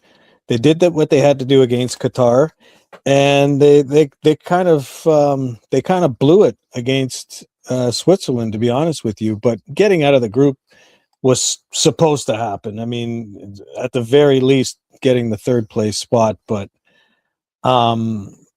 they've been okay. They haven't been phenomenal by any stretch of the imagination. But I think they're playing. I think they're playing with a purpose now. I think they're very driven, and the game coming up is going to be their toughest by far, which goes without saying. So we'll see how they handle that situation. But no, there's no surprise. Obviously, not making it out of the group stage would have been colossal disappointment, an absolute choke job. It would have been for sure. 4 years ago, that was a very tough group that they had. We didn't know it, but it was a tough group. And so I wasn't surprised they weren't coming out of that. And that was the step they needed to take to get to where they are now. And I think they're a lot more prepared. And there were some older players back then too who were getting, World Cup minutes, and it was kind of like, it was more a happy to be there situation, where there was expectations for sure. But I don't know how impossible a question this would be. And Neel, I think this would be a good question for you, actually, because Canada's men's history was what it was: 0 points, 1 goal in the entire tournament history. Let's say that they scored 3 goals in the tournament and came away with 1 point. I think a lot of Canadians would have been happy about that. I'd love to hear from Neel first, Tony, and chime in, because, I think that our expectations are, in fact, so low. Well, I mean, now it's obviously rising and it's at such an incredible peak right now. But, I think because the bar was so low, if Canada just got a draw and a couple of goals, especially from different players, David, Buchanan, whoever, Neel, I think Canadians would have been satisfied. Yeah, I mean, well, it would have been a step up, right? It's still going to be a step in the right direction, but we took a much larger step in the right direction than perhaps even what expectations might have said. I think we were expected to do better. I think, as Tony said, more favorable group, home field to be, so we had all that on our side, but we also had a better team. I think Marsh is, was he the coach in the last World Cup? He wasn't, right? No. Because he's a pretty damn good coach, in my opinion. And he's clear he's on board and locked in with these guys. And so, I think that, for a country like us, where soccer is not our forte whatsoever, we're a hockey country first and foremost. And for example, like what Vince Carter did for Canadian basketball, he's clearly, I don't know if you can trace everything to Vince Carter, but if you're going to pick a stalwart inspirational figure, it's probably him in, bringing up guys like Wiggins, Shea, Brooks, our entire team Canada. We got a pretty loaded roster for basketball now. But 20 years ago, we had Steve Nash and a bunch of plumbers. Okay.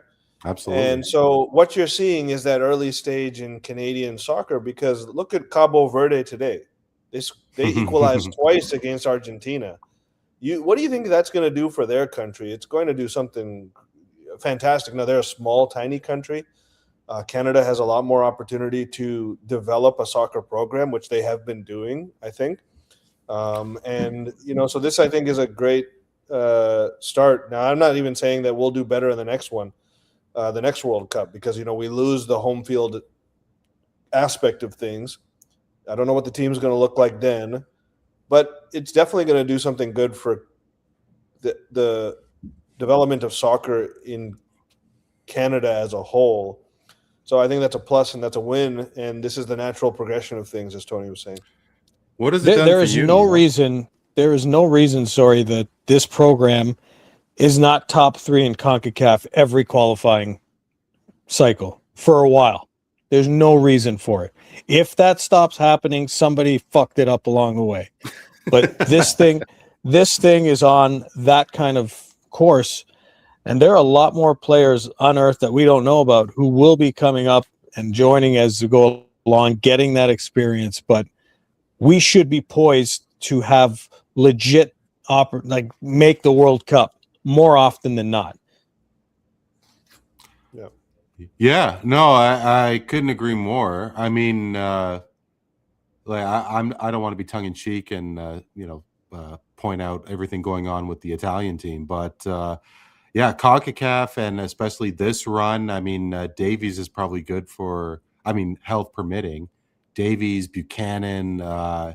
I'm not really sure how old Luray is, but you got to think that they're good for at least one, maybe two more World Cups. The goalkeeping with Crepeau and St. Clair. Yeah, Canada's got some pieces, and they got some marketable guys too. I mean, I could listen to Alistair Johnston on when he's giving an interview all day. I mean, He's that awesome. guy He's is, so good. yeah, He's great. He's great. yeah. No, he certainly You guys, is. do you guys think that the rise of the MLS has something to do with the development of North American soccer, country wise? I have thoughts, Tony. Listen, I think you look at some of these players where they came from: Alphonso Davies, Ismail Kone, Richie Larea. These guys all started in various academies attached to MLS. Saliba was a Montreal product. A lot of guys, Ali Ahmed, coming out of the Vancouver system. So yes, I mean those academies proved to be important, but ultimately these guys, all branched out. They ended up on European teams, and that probably helped that much more. I'm trying to think of who is in Richie. In terms of starter for Canada, who's Alistair Johnston was in MLS. No, but I'm saying Richie's the only guy who's a consistent Oh. starter in MLS. Everybody else is pretty much branched off. They've The goalkeepers. the goalkeepers. Yeah, the Crepeau goalkeepers are all MLS guys, and of course Steph is on loan from Benfica. Like, he still belongs to his Portuguese team, but he's on loan to LAFC. But yeah, for sure. And for sure, these guys all started here. Tajon Buchanan was at New England. Kyle Aaron was drafted by Orlando. Jonathan David, I don't think so, no, but he's been fucking horrible in this tournament anyway, but that's another story. The hat trick against Qatar notwithstanding, I don't think there's been a player that's disappointed me more than him. He looks nervous out there. It's so weird. So weird. He looks completely lost. I'll keep an eye out on him because, I mean, yeah, sure, the Qatar match aside, who has really been, I mean, Promise, I thought was, you see, I mean, that's the difference because, I mean, you could These point are out, injuries. These are injury problems too. Like, Promise didn't come in 100%. Alfonso obviously not in 100%. So that was part of the problem too. But you know what? This is a likable group too. They're an extremely, extremely likable group. So from a national perspective, I think they just resonate with everybody. It's obviously a diverse group. What I love about them is the gratitude they have for being in Canada. A lot of them who've come from other parts of the world, which I find refreshing. It's, and another thing I love is that if you notice their lips during the national anthem, this is just a me thing. They still say "All Thy Sons Command." Shh. Don't tell anybody. Are you sure? I'll take a look at that. Man, you are so horny on that. That whole "Thy Son's Command." Watch it. Man, I'm with Tony on this one. I sing it at TFC games wherever I am. I still say it. Look, it's a national anthem. It was like, yeah, sure, but I mean that was all generated. That was all generated because of the. You can't do revisionist history all the time, man. Oh, come on. I mean, and it was all our sons in command that got us to where we are. It was honoring our military men. So back in the day, that's what it was. Okay, cool, but I mean, chicks could do stuff now. I mean, like, I don't think it's anti-women to just prefer that you don't change. You change everything, and not everything needs to be changed. So that's fine. Okay, I continue to say "All Thy Sons Command." Okay. Well, that's your choice. And so do they. That's why I love them. Yeah, fair enough. Okay. Now I'm gonna take a look 100% if they go "Thy Son's Command." I'm gonna watch it tomorrow. Because watch it tomorrow. They were all about the equal pay for the women's team. Well, of course they are. What are they going to say? Well, if they have the ball, no, they don't believe it.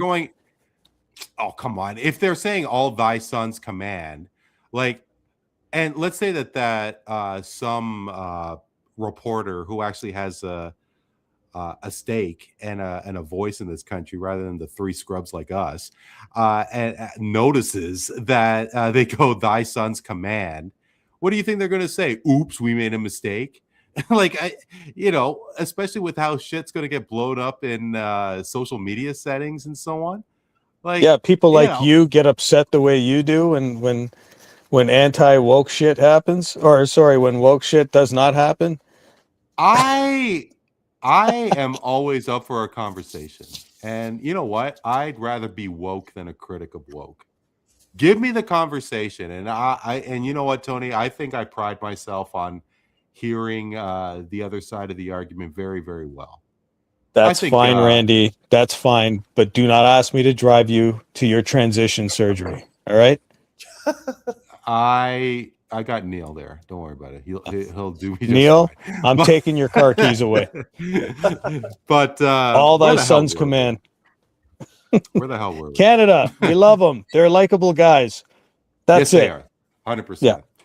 So, Neel, where does Eustachio's goal rank among the grand scheme of things in Canadian sports? In the history of Canadian sports? Well, from the let's go from the past 30 years.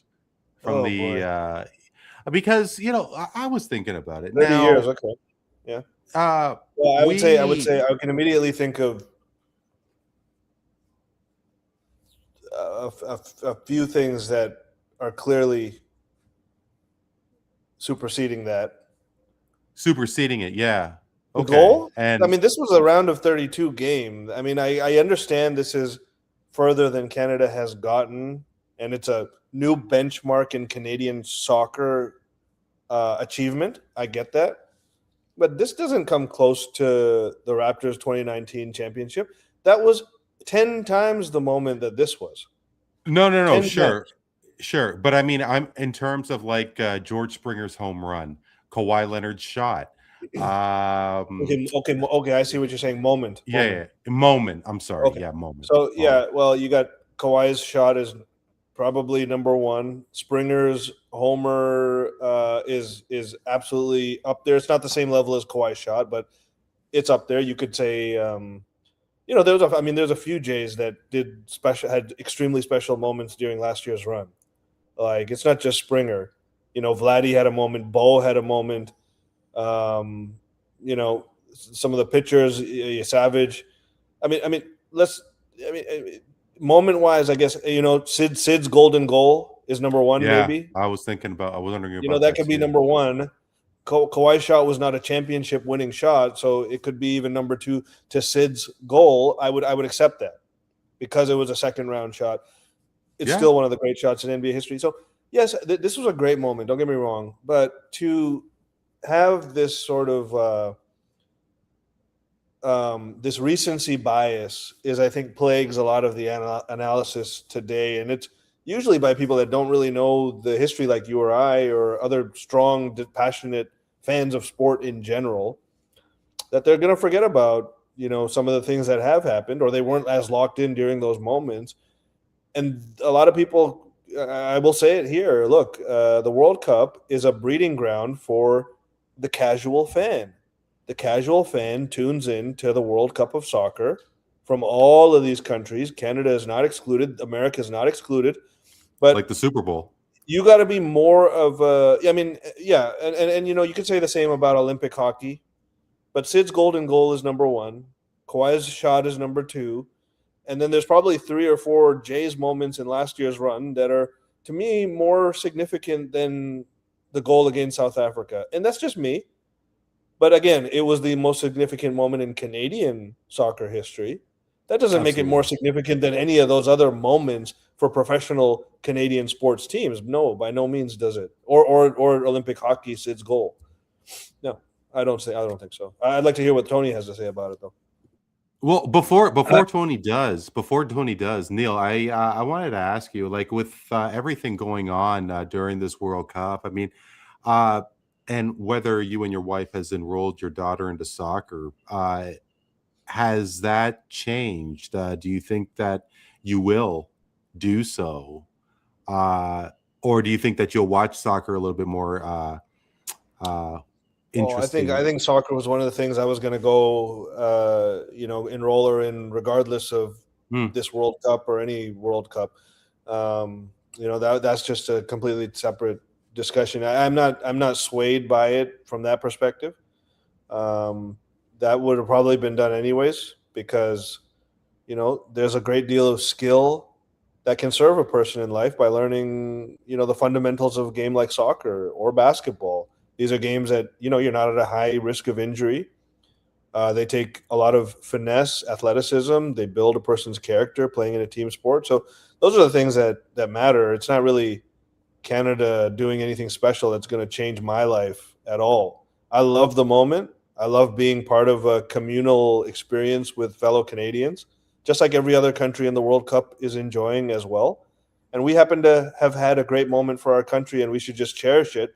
But let's not have some recency bias and say that this is greater than some of those moments that I just talked about. No way in hell. Yeah. Tony, I think Tony, are you with us there? I think Tony's having a small issue. So we'll get to Tony in a moment. Neel, why don't we do you have any plans for tomorrow's match? Do you have another birthday party to go to? No, I'll be locked in tomorrow. Yeah. And I just hope that Canada was watching Cabo Verde today, because it's not exactly the same. We're better than Cabo Verde in my opinion, but Argentina is also a lot better than Morocco. So let's just see. This seems to be like, I will say this: it's been a fantastic World Cup. So many exciting, down to the wire, unexpected finishes, great goals, super all-time great players having great moments as well. By all accounts, the host nations have been fantastic overall. It's been a well-run, well-played, and well-executed tournament. It's been excellent as far as, and I will tell you this: I've never been more locked into a World Cup than I have this year. And probably a lot of people can say that, to be honest, especially around this hemisphere of the world. And so absolutely, I'll be locked in tomorrow, 100%. Yeah, a lot of us will be. Mm-hmm. So hey, let's get to basketball. I mean, honestly, Neel, before you joined us, Tony and I, we were just talking about how much sports have come and hit us over the past couple of weeks. I thought the first week when World Cup started, it was going to be the most that the city has endured. I mean, you had the RBC Canadian Open going on at the same time as well. And actually, we now have Tony back. Tony, everything cool there? I'm sorry, guys. Yeah, my phone is getting all loopy. And I can't hook up to my iPad for some reason. So I'll do my best. I'll try and finish it off. Yeah. No, for sure. Tony, since we got you back on the line here, like, what do you know about the Moroccan team? Here's a better question. I mean, actually, I do have something to show you, gents. It looks like Morocco has quite a different roster from what it had in 2022. Hakimi is their captain, and it seems that beyond the best player on the Moroccan side, arguably, Canada has quite a bit more experience from the 2022 World Cup. I mean, Tony, do you think that makes a difference? Or is that more of an advantage for Morocco? Because, as you pointed out, Morocco did recently win the U20, but it doesn't appear that any players from the U20 team is on this squad. But I mean, Morocco is making so much. Say it again. Oh, they are. They. If you watch the Dutch game, he went with a lot of youth, and as the game was going on in terms of the substitutions, which is why there's such a huge turnover with this Moroccan team, is that they've chosen to bring a lot of the young guys. There was guys 20 years old, 19 years old coming on. I don't want to be negative, because I think Canada could pull this off, but after watching Morocco against the Netherlands, I mean, it reinforces how good that team is and how they play a fearless style. They're not. I can't remember the last time I've seen a Dutch team sit back and watch their opponents pass the ball around on them for minutes on end, like 10, 15, 20 minutes, just get dominated the way they did. So I kudos to the Moroccan side because they attack. They're going to be a very difficult team for Canada to play against. You saw it 4 years ago too. I mean, it's probably going to be constant barrage of attack, of possession, attacking the zone, trying to unlock the middle of the pitch. They're going to have to be an extremely disciplined team tomorrow. So yeah, that's what I think of Morocco. They're tough. They're going to be a tough out for every team down the stretch.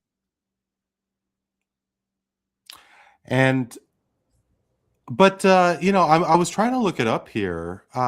They were behind the 8 ball in previous matches, weren't they? Weren't they down to Scotland at some point? Weren't they? Who was the other team that they were? Weren't they down to Haiti as well? No, they weren't down against Scotland. But I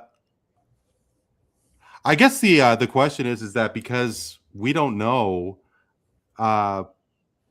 what to expect, because anything can happen appears to be in a World Cup. So, like, what do you think Toronto has to focus on, Tony? Like I said, they have to be a disciplined team, and they've got to be able to find ways to get the ball back because Canada's not the type of team to sit back either. I mean, they press high, they press hard, which means if the right game plan is in place for Morocco, is that they can exploit some areas of the field. So they've got to be extremely cautious of that. So it's that fine balance between being aggressive and also taking your positions on the pitch and taking your space and trying to not exploit or give up too much room, because Morocco can transition, turn the game in a hurry. They could play a little 3-man passing drill and be boom, gone. And we've seen that against other teams in this tournament so far. They were struggling against South Africa in that department too. So, it's that style of game that Jesse Marsh has them playing is fun. It's aggressive. It's highly aggressive, but it could also haunt you if you're playing the right team who knows how to beat certain areas of the field. Yeah. And there's no point in asking you boys who's going to win, but everything has just been such an experience and something that the country has never witnessed before. And if they could keep this thing going, the rush will continue. Versus Mbappe in the boys. Yeah, France, Paraguay on July 4th, and the winner of that match will face the winner of Canada. Let's be real. That's going to be France. Hey, Argentina, Cabo Verde, man. Yeah, I knew you were going to say that. Yeah. Anything can happen. But Neel, what did happen was that the New York Knicks won an NBA championship after 54 years. Yep, How much do you think the league will benefit from this? Because there was so much of a different tone with an Oklahoma City and a Milwaukee and a Denver and a Toronto winning the NBA championship, but this is the New York Knicks. I mean, I think a lot of kids are going to be easily jumping on the bandwagon. Yeah, it's a dream scenario for the league, to be quite honest. It's a dream scenario But the fact that it's the New York Knicks is only one part of it. They did not do it by building a super team. Mm. They did not do it by having any divas in their locker room. They did not do it by having any controversial guys in their locker room. They did it with guys that were slept on, who were discounted at some other point in their career. Every single guy on their starting lineup had been traded once or twice in their career. Nobody was a Knick starting their career. They had a guy who took less money, far less money than what he could have taken. So they showed that humility and team does have a place above the greed of the business. And you know what? Like I said to you guys earlier about, if someone wins in Toronto or something, the endorsement deals. Guess what? Jalen Brunson's going to be fine. He's going to make a ton of money from non-NBA contracts because of this title that he just won. So he made an investment in himself, and it's going to pay off. And he'll probably cash in really hard on his next contract. I don't think he's giving a discount twice. But you know what? He's maybe the kind of guy that might. Because he might. Maybe he's the kind of guy who wants to just win. He already strikes me as a guy that cares more about legacy than he does about money. He realizes maybe that, this is a gift that he has been given, the gift to be an absolute wizard and phenomenon with a basketball in his hand. And he chose to live his best life, and his best life didn't necessarily revolve around having more tens of millions than is going to keep him happy and comfortable. He made a decision. He bet on himself that he wanted to maximize the output that this God-given gift that he has would achieve with all this hard work and grit and just perseverance that this guy has. I mean, Jalen Brunson, frankly, is one of the most, if not the most likable star in the entire league. And for me, I still love Shea the best because he's a Canadian boy and he loves playing for Canada. In fact, they had a game tonight against Puerto Rico in Hamilton, and Shea was there with all these other guys you wouldn't recognize from Canada, but he was there playing. But again, Brunson is an absolute, to have this guy as a head of the snake for the New York Knicks, that's the other part of it here, is that it was New York. The league loves that. But the fans, the basketball fans of the world, they have their own team. We got the Raptors, but I found it very hard to dislike this Knicks team. I found it as one of the most likable non-Raptor teams I've ever seen in my life. The last ones that I could think of that I had this feeling about was those 2011 Mavs with Dirk Nowitzki, frankly.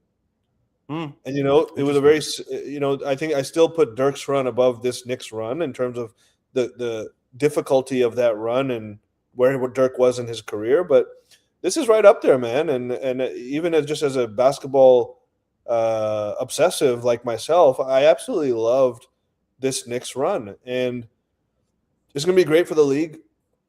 And I think all the movement that you've seen so far, especially in the Eastern Conference, is everyone's looking at the Knicks like, what are we going to do with this team? And so I'm happy for OG Anunoby. I think it's good for the direction of basketball. I think some of the anti-flopping stuff the league is doing, some of this draft lottery anti-tanking stuff that the league is doing. After a few years where I thought the league was kind of going downhill to certain degrees, particularly regular season, I feel like there's a chance that this kind of plateaus everything and we start to see an upswing in the quality of the league again. And this was a great start, the next championship, I think. And sorry. No, I was just going to say quickly, in case I do end up cutting out, because I'm having some problems here. I actually got into basketball for the first time in a long, probably since the Raptors 2019 run, for that very same reason that you're saying, Neel. I guess it's just, hopefully people have realized we got to get over the LeBron era. And we've got to recognize that these kids coming up now, and a guy like Jalen Brunson, if I'm not mistaken, didn't the New York Knicks bring two of his college teammates on with him, to Yeah, 3 actually, but they had to trade 3? one for Karl Anthony Towns, so they got 3. 2 left. Yeah. So they built this team around this guy in such a unique way, and I thought the OKC San Antonio Spur Game 7 was probably the first time I've watched the basketball game from virtually start to finish in a very long time, and I appreciated the effort from both sides. I thought it was gripping. It was fun to watch. So I'm agreeing with you, Neel. Basketball might be reeling me back in slowly but surely, from what I've seen in these playoffs, and I hope they continue. And I hope the new wave of NBA players don't learn from this previous genre that hopefully is going away sooner rather than later. No, Tony, I agree with you. I mean, there is no other sport where the competition just explodes as much as it does in basketball. From regular season to the playoffs, they just don't care in the regular season, the NBA, because of this culture, this mindset. I know that we've talked about various scenarios, Neel, but the NBA has to really figure out a way to eliminate that. And if it means getting rid of some of these guys, then, so be it. But anyway, one guy who's not getting, who's coming back is Kawhi Leonard. And he was traded from LA to Toronto for the Brandon Ingram and the Grady Dick experience is over in Toronto. Neel, did you see this coming at all? I didn't think at all for a second. I did not see this coming at all. But once the rumors started and we started hearing things like Kawhi is on the block, Kawhi would only sign an extension with the Toronto or the Spurs, his former teams. Man, I tell you, it got the juices flowing like you wouldn't believe, man. My mind was going in all different directions. I was refreshing my screen more frequently than I had for a long time, constantly. And, I hear a lot of differing opinions on this, what we gave up in the deal, all the picks and all that type of thing. But I'll be quite honest, what we showed last year was that we have a top-notch defensive team. We have a guy who previously we had some questions about, Scotty Barnes. There's no question now in my mind that he can be the second best player on a championship team, especially after what we saw against Cleveland. I still never said he would be a number one, but I said he is an absolutely great number 2 to have on a team. Much like the other Scotty in history, Scottie Pippen. There's a very similar kind of way that these guys carry themselves and kind of play the game, really. Multifaceted defensive stalwarts, just hyper-athletic, large wingspan type guys, but you still need that number one. And for all the guys like Colin Murray-Boyle, such a beautiful surprise CMB was, how he played against a pretty good, backcourt there or front court rather in Mobley and Allen. He was holding his own. Yeah, and the other guys, how Walter showed that he is a real NBA player in the playoffs. We didn't give any of these guys up. We gave up picks. We gave up Ingram. Obviously, we're going to have to give up something. And Ingram had some really good moments for us in the regular season. But whether it was injury, whether it was mindset, whether it was fear or lack of ability to raise into the moment that it was required, Ingram just does not have it. But we know who does have it, and that's Kawhi Leonard. And he's the opposite because he takes the regular season off, but he rises up for the playoffs, and he at least he did it for us. And look, I can't speak for the Spurs. I can't speak for the Clippers. But I tell you this, Toronto is a much more competent franchise than the Clippers. We have a much better medical staff. We have a better fan base. Okay? We have a better team right now surrounding Kawhi than he has had in any of his years as a Clipper. He's never had a team that molds to his identity. Toronto, the 2019 Raptors, every single player on our team could be a strong defender. There was no weak defenders on our team. Sure. And what do you see with our team now? There's no weak defenders on our team. This is what Kawhi never had in LA. This is what he did have a few years when he was young in San Antonio. He did have it, and he won a title. He won a Finals MVP, and he went to 2 finals. It took LeBron James and a super team to beat him the one time, and he got them the next year. And so this is exactly the type of team Kawhi wants. I think a motivated Kawhi is the type of Kawhi we're going to get. He understands that there is a legacy component to this move because he completely fucked up his years in LA. And I don't think he'd probably be the first one to tell you that. Actually, he'd probably be the last person, but I'll be the first. But I think I don't know how much of an inept franchise. I mean, there's one thing to be inept, but it's another thing to have bad luck. And I wonder if LA just has bad luck because to me, Steve Ballmer does not seem to be a meddler like Jerry Jones. To me, the Dallas Cowboys seems like an effed up organization. I don't know about the Clippers though. It's apples and oranges. I think the Clippers, they had some things. They had some things going for them, but I think with a guy like Kawhi, the things that we don't think about much are the things that are actually hyper important to a guy like him. They may not be important to other stars, but to Kawhi, there are. You need to have a strong defensive identity. He's only had success and been the best player that he can be when his team surrounding him has had a very strong defensive identity. He clearly prioritizes that greatly in terms of how he feels he fits into a team. He doesn't want to be an all-world defender if everyone around him is a sponge that's just letting things soak through. He wants guys around him that are going to get his back, that he feels are worth getting their back. He is a bit selfish like that. He is a bit of a narcissist like that. But the great players always have a little bit of that F you, it's about me mentality. In this case, for Kawhi, it's defensively. And he gives the Raptors, as we know from 2019, as we saw even last season, he is an elite closer. Do you know that he was, by all these analytic ranks, he is one of the best closers in the league? Last year, he was one of the best closers in the last 5 minutes of a game, clutch-wise, in the league.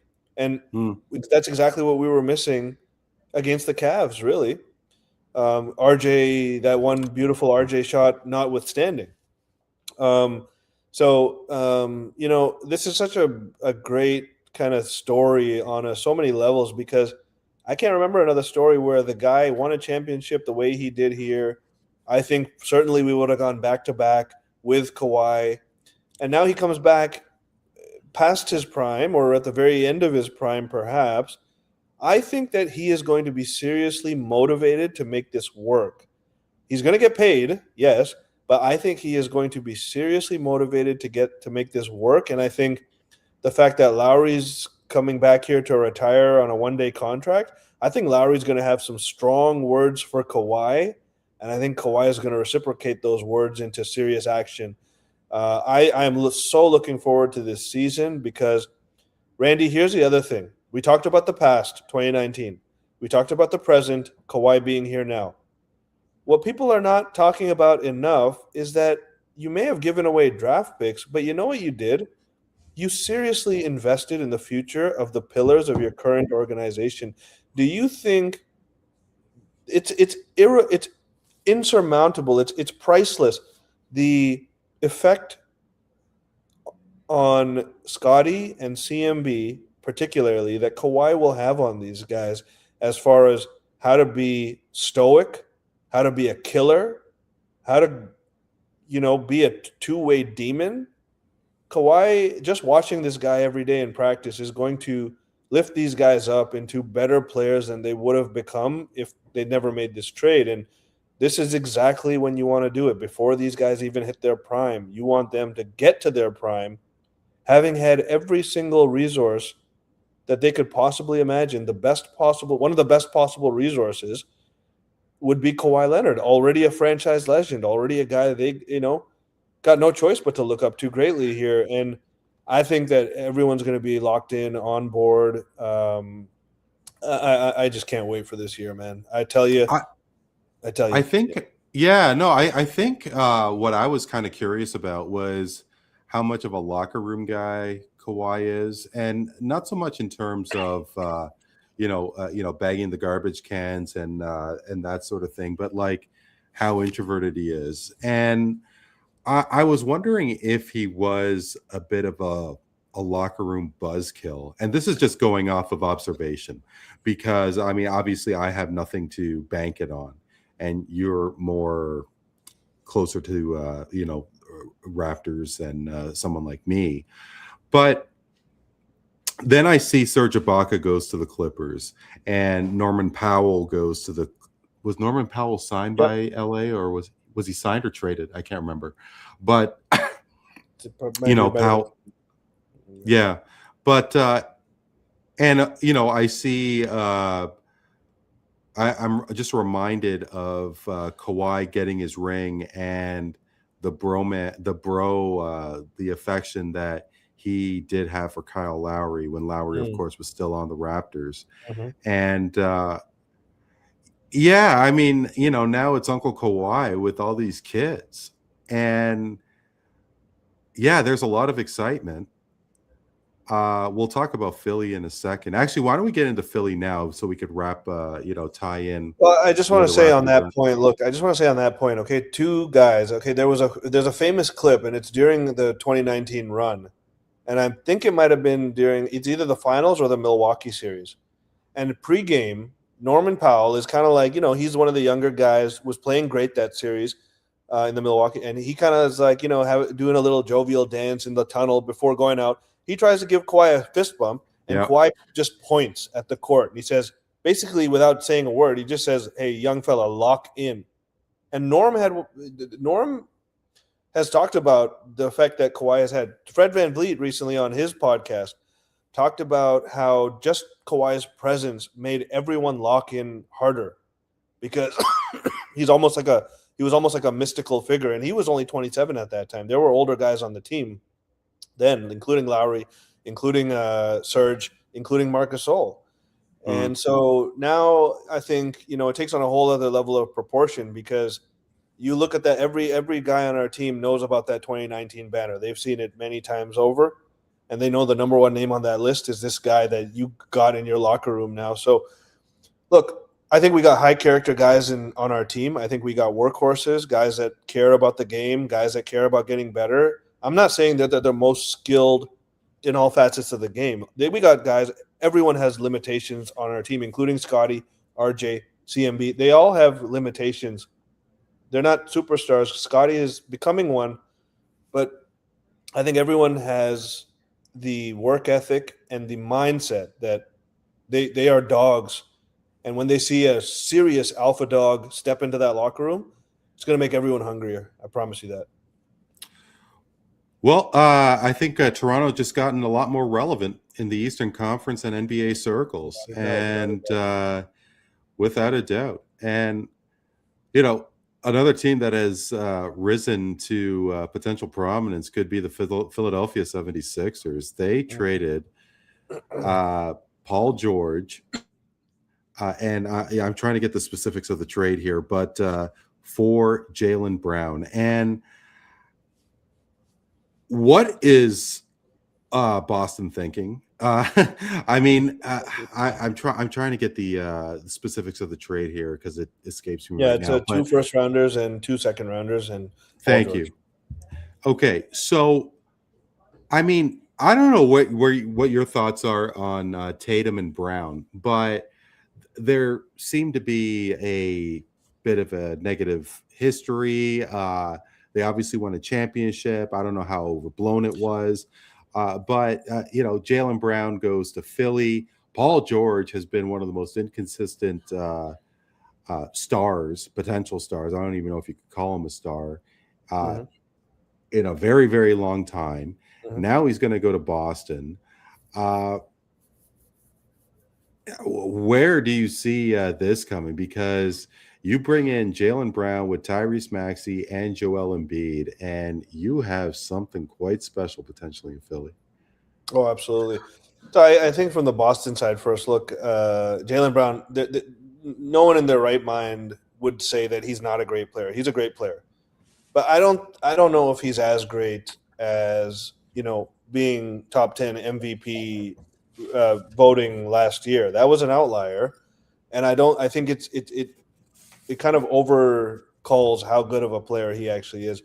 Because one of the things I look for in a truly great player, is how good do you make your teammates around you? And I don't believe that Jaylen Brown makes his teammates around him better than guys like LeBron, like Steph. This has been my knock on Kevin Durant. Not only do I think he's a diva and has a childish mindset a lot of times, but I don't think KD makes his teammates around him better, like guys like Steph, LeBron, even Kawhi. I would put as greater. My opinion is Kawhi is a greater player than Kevin Durant all time, but I know I'm in the minority there. Okay, but do you think Jason Tatum makes his teammates better? Yes, I do. I think because you do. Jason Tatum Okay. stretch because this is what Jaylen Brown does not do. He does not stretch the floor, and he's not a high volume or very good passer. Okay, whereas Jason Tatum is a better passer, better rebounder, better 3-point shooter. So if you're a better 3-point shooter, you're automatically creating space for your other teammates to operate. You're in essence making them better by that simple way. Jaylen Brown does not offer that. Jaylen Brown is a better defender than Tatum, I will say that, and that's why he won Finals MVP in 2024 is because he defended Luka. It's not because his offensive game was better than Tatum's. Tatum played better offensively, but Jaylen had the primary assignment on Luka. And so voters looked at that, and I guess it broke the tie for most of them that Brown should get it. But look, without Tatum, basically, I mean, the last 15 games maybe he played in the regular season, but they won 56 games with Jaylen as their main guy last year. Now, going into next year, you replace Brown with Tatum. So Tatum is going to be healthy, presumably, for the whole year. He's going to be the number one alpha like Brown was last year. Then you have Mitchell Robinson in there, which is basically a replacement for Luke Garza. Who the hell is Luke Garza? I know that Mitchell Robinson's better than Luke Garza. That's what I know about Luke Garza. And then off the bench, you had Anthony Simons, a great shooter. Doesn't do much else but shoot 3-point shots, really. And he actually just got signed by Philly. But look, I get it about Paul George. Paul George played pretty good in the playoffs last year, but it's with a lot of load management that he did through the year. He's basically your Anthony Simons replacement. Now, I know he gets paid $55 million a year, but you're basically cutting out Brown, and the three guys that you're replacing are better than the three guys that you had last year and they won 56 games. So I'm not saying it's defensible what Boston did. I think they were in a corner. They had to do something. But I think they were looking at it and going, we think Jaylen Brown is overrated. I think they thought Jaylen Brown is overrated, and they just chose to cut ties and not take much back. And I think that they're still going to be a pretty good team and probably win 50-plus games next year. But Jaylen Brown was what Jaylen Brown signed the richest contract at one point in NBA history.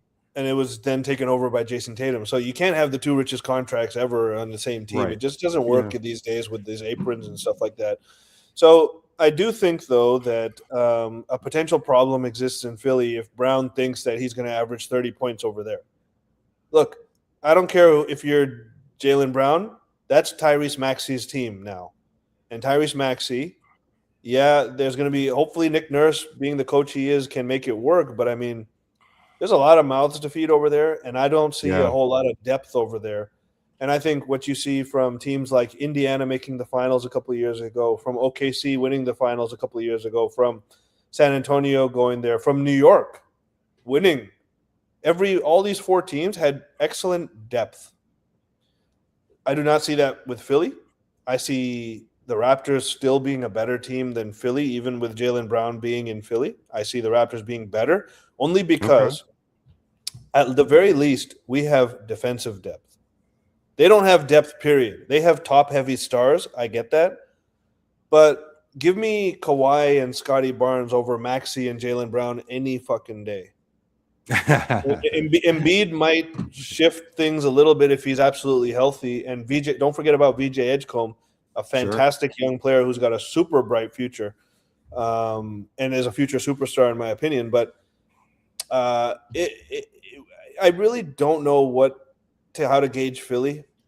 I think they're going to be really good, but I don't think they're going to be as good as people think with this deal. And I think Boston is not going to be as bad as people think with this deal. So it's a very interesting move. I get the criticism of it, the criticism of Boston. But, for a team that had to be painted into a corner and probably didn't have much of a market, I mean, that tells it to you right there. There was not much of a market for Jaylen Brown, clearly, if this is the best that they could get. And that kind of tells you what people think about a player that is somewhat inefficient, doesn't make his teammates better, and being paid one of the top 5 richest contracts in the league. I mean, in today's NBA, there are certainly a lot better ways to spend that money, especially from what you've seen from the last 4 teams that have made the finals, in the terms of all of them having great depth. Right? So do you think LeBron's going to go to New York? No, That's the lead rumor. no. I think Rich Paul already said he would have gone to New York by now had they not won the championship. But if you win the championship, he's already seen what happened to Kevin Durant. Now, Granted, Golden State lost the finals, then he went over there. But if LeBron goes to the Knicks, and then, again, we haven't had a repeat champion in 8 years. It's been a different one every single year for the last 8 years, which is unprecedented in the history of the league. Now, if LeBron goes there and they don't win next year, I mean, they're going to blame him, right? Who else are you going to blame? You're not going to blame the guys who were there last year. You're going to blame the new guy who kicked Bridges out of his starting spot. So, no, that's ruled out. I personally would – I think the Cavs would be the story I would like to see. But I think – Despite that. Yeah, but I think I think that it has to be a team that has a lot of good defenders that are ready to back LeBron up, and because he's not the defender he used to be, he can't be. He's more of a stabilizer. So I think teams like Denver and Minnesota should be dark horse candidates to get his services, because I think those are teams where he could really do some special things without feeling like he's chasing a ring. Like if he went to one of those teams and won a ring with those teams, it would be an unbelievable achievement. It's not like him going to San Antonio and winning a ring with Wemby next year. It's totally different. Even going and joining Jokic. I think personally Jokic, Murray, Gordon, LeBron, and that team together would be awesome, man. I would love to see him on Denver. So Denver. Okay, no, I'm just saying if I got to choose a fit that I would like to see, I really like him on Denver. I kind of like him on Minnesota too. I just don't trust LaMelo Ball and what they're doing there. But obviously, I would also very much enjoy seeing him with Steph, Draymond, and maybe get Anthony Davis in there and just load up the load management and just figure it out. Because Golden State. Oh man, that would be. It's cringe. It's cringe. It's cringe, and that's the reason I lean away from it. But I also think like Steph and LeBron playing together 1 year would be box office. Wouldn't win a championship, I don't think, but you could win a championship playing for Denver. You might potentially do it with Cleveland, although I really think James Harden is a negative asset at this point, to be honest. Yeah. And hey, I don't know what the relationship between Drake and LeBron is really like, but I think Toronto, if he came to Toronto, man, oh man, would that I was wondering what that would look like as well. Oh man, would that be something? LeBron in Toronto. Him and Scotty just like you don't even need a point guard at that point. Anyways, I don't think that's happening, so we can cross that off. But yeah, perhaps. I mean, I was wondering about this is what I do know. Okay, I know that LeBron has some narcissism in him. He's probably not going to make a decision for 2 months because he knows that free agency's over. He's the last one. Every single goddamn headline, every single day is going to be, where's LeBron going? Every podcast is going to be, where's LeBron going? And guess what? Him and Rich Paul, they gonna milk that for all it's worth. Yeah, promise you know you what? And I don't mind it. I'm sorry. Like, I mean, there's a couple of things about LeBron, like while he was in LA, especially while he was in Miami, that I didn't like. But uh, there's something that, yeah, like he went to Miami. He got Bosch there. They created a super team. He got Kevin Love and with Kyrie in Cleveland. Uh, but you know what? Why not? Like the narcissism, and I get what you're saying, and I, I, I hear where you're coming from, and I do agree with it. But I like it. Yeah, I don't mind it. we need something for the boring summer months, right? Why not We LeBron? do. This can be part of his 100%. Yeah. farewell tour, right? You know, Yeah. and he Beyond, still is a very good player, and he can really add sequentially and synergistically with some of these teams. But there are some bad fits there, and I think he should take all the time he needs to figure out what is going to be the perfect synergy between him having an enjoyable last year and having the best shot at winning. And wherever that is, you know, personally, I don't think he's going to make the decision for the best shot at winning a title, because that may mean going to a cold weather city in buttfuck America, somewhere like Minnesota. Like, why would LeBron want to go to Minnesota, to be honest, the city? But you know, I mean, like he spent all those years, and his legacy was in Cleveland. yeah. So I just think that, like, we talked about this at the beginning when I joined onto this episode, onto the pod, about legacy, about the trials and tribulations and history that you have with certain franchises. I just think that, like, Cleveland, if it wasn't for James Harden, man, James Harden being there just like rubs me the wrong way, because he's such a negative defender. Yeah. He can't play at the end of games. He's kind of garbage, and he kind of ruined the Cavs in that New York series. He was unplayable, borderline, in my opinion. I mean, but you know he's going to be there next year, so him and James both now are like defensive liabilities, and other teams will really hone in on that and take advantage. And so it's hard to imagine he's going to win anything in Cleveland, but I think it's the best story, and I think their team is ready to have a guy like him join. But you know, other than that, you know, nothing else is as good a story, in my opinion. So, where do you think the Raptors is going to finish? Oh man, Because you know, health permitting, right? I imagine health permitting, right? Health permitting, of course, and well, I guess it's like that throughout the league. But you know, are health we permitting, automatic? Health permitting, I think we're going to the finals. Oh, okay. So, like in terms of the Yeah, conference, look, if I'm going to choose a moment to be a homer, it's going to be now. And you know what? I said the same thing in 2019, and we know what happened then. But you know, I got no reason not to say that, to be honest. I know this team. We get slept on by the national media in the United States. I see a lot more holes in other contenders, and just the fact that I think the Knicks still are number one. But again, you lost Mitchell Robinson, and no team has gone back to back. Like, these long playoff runs, they do take out of the team. I mean, I think that's semantics. There could be egos that start to come out, you know, after this run. You never know. And I just think that the Raptors showed a level of hunger I didn't know they had, and every single of our young guys stepped up in the playoffs. They were all playoff performers. Scotty, CMB, Walter, Shed, RJ. Don't forget about RJ.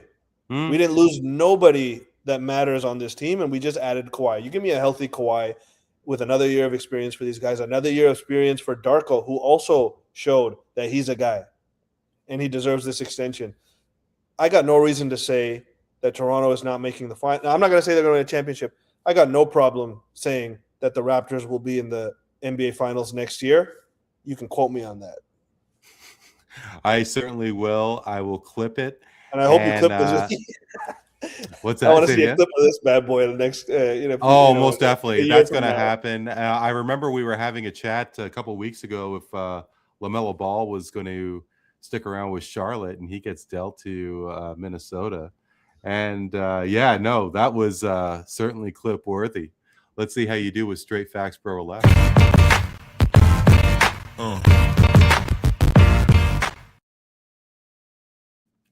Well, one round of Straight Facts Bro Relax. Unfortunately, Tony Antoniou has dropped out. He has some technical issues. And, Neel, speaking of clips, we had a great clip of you and I going back and forth about Giannis Antetokounmpo and if he was going to remain and stay as a Milwaukee Buck. That is not the case. He is off to South Beach and the Miami Heat. And of course, his legacy will be Milwaukee. And is it just going to be one final team for Giannis and he'll ride off into the sunset? His contract is up after the next season, not this coming season, but the next season. And is there a possibility that he may look elsewhere? Giannis Antetokounmpo will not re-sign with the Miami Heat when his contract expires, which does include a player option in that final season, the 27-28 season. Straight facts, bro. Relax. I'm going to lean Brolax on this one because I do think that he's actually going to sign an extension before he even plays a game with them. Like he's signing an extension this summer. And I think that, he said that he would sign an extension with the Heat and with the Celtics. And I heard that the Celtics, the deal was almost about to happen, but the Celtics were only willing to offer him a 2-year extension, not a 3-year extension. It must be that Miami's willing. And I think, you look at Pat Riley, I think Pat Riley is on the very last legs of, him as an executive. He's a really old guy. He's in his mid-80s. He's swinging for the fences, and Mickey Harrison, the owner there, is just like, yeah, let's do it, Pat. You deserve it. Do whatever the hell you want. You got carte blanche in my book, as he deserves, because he's done so much for that franchise and the NBA in general. And he's swinging for Giannis right now, and I admit the fit is awkward. Bam, Giannis. I honestly, I tell you, I would not be totally surprised if Miami just understands that this year may not be the year for them. They're going to need a year to flesh out this roster because really they don't got much there. They certainly don't have any type of team that I'd put in the top 5 or 6 in the East right now. I wouldn't. They got one of the great coaches in the league, top 2 coach in the league.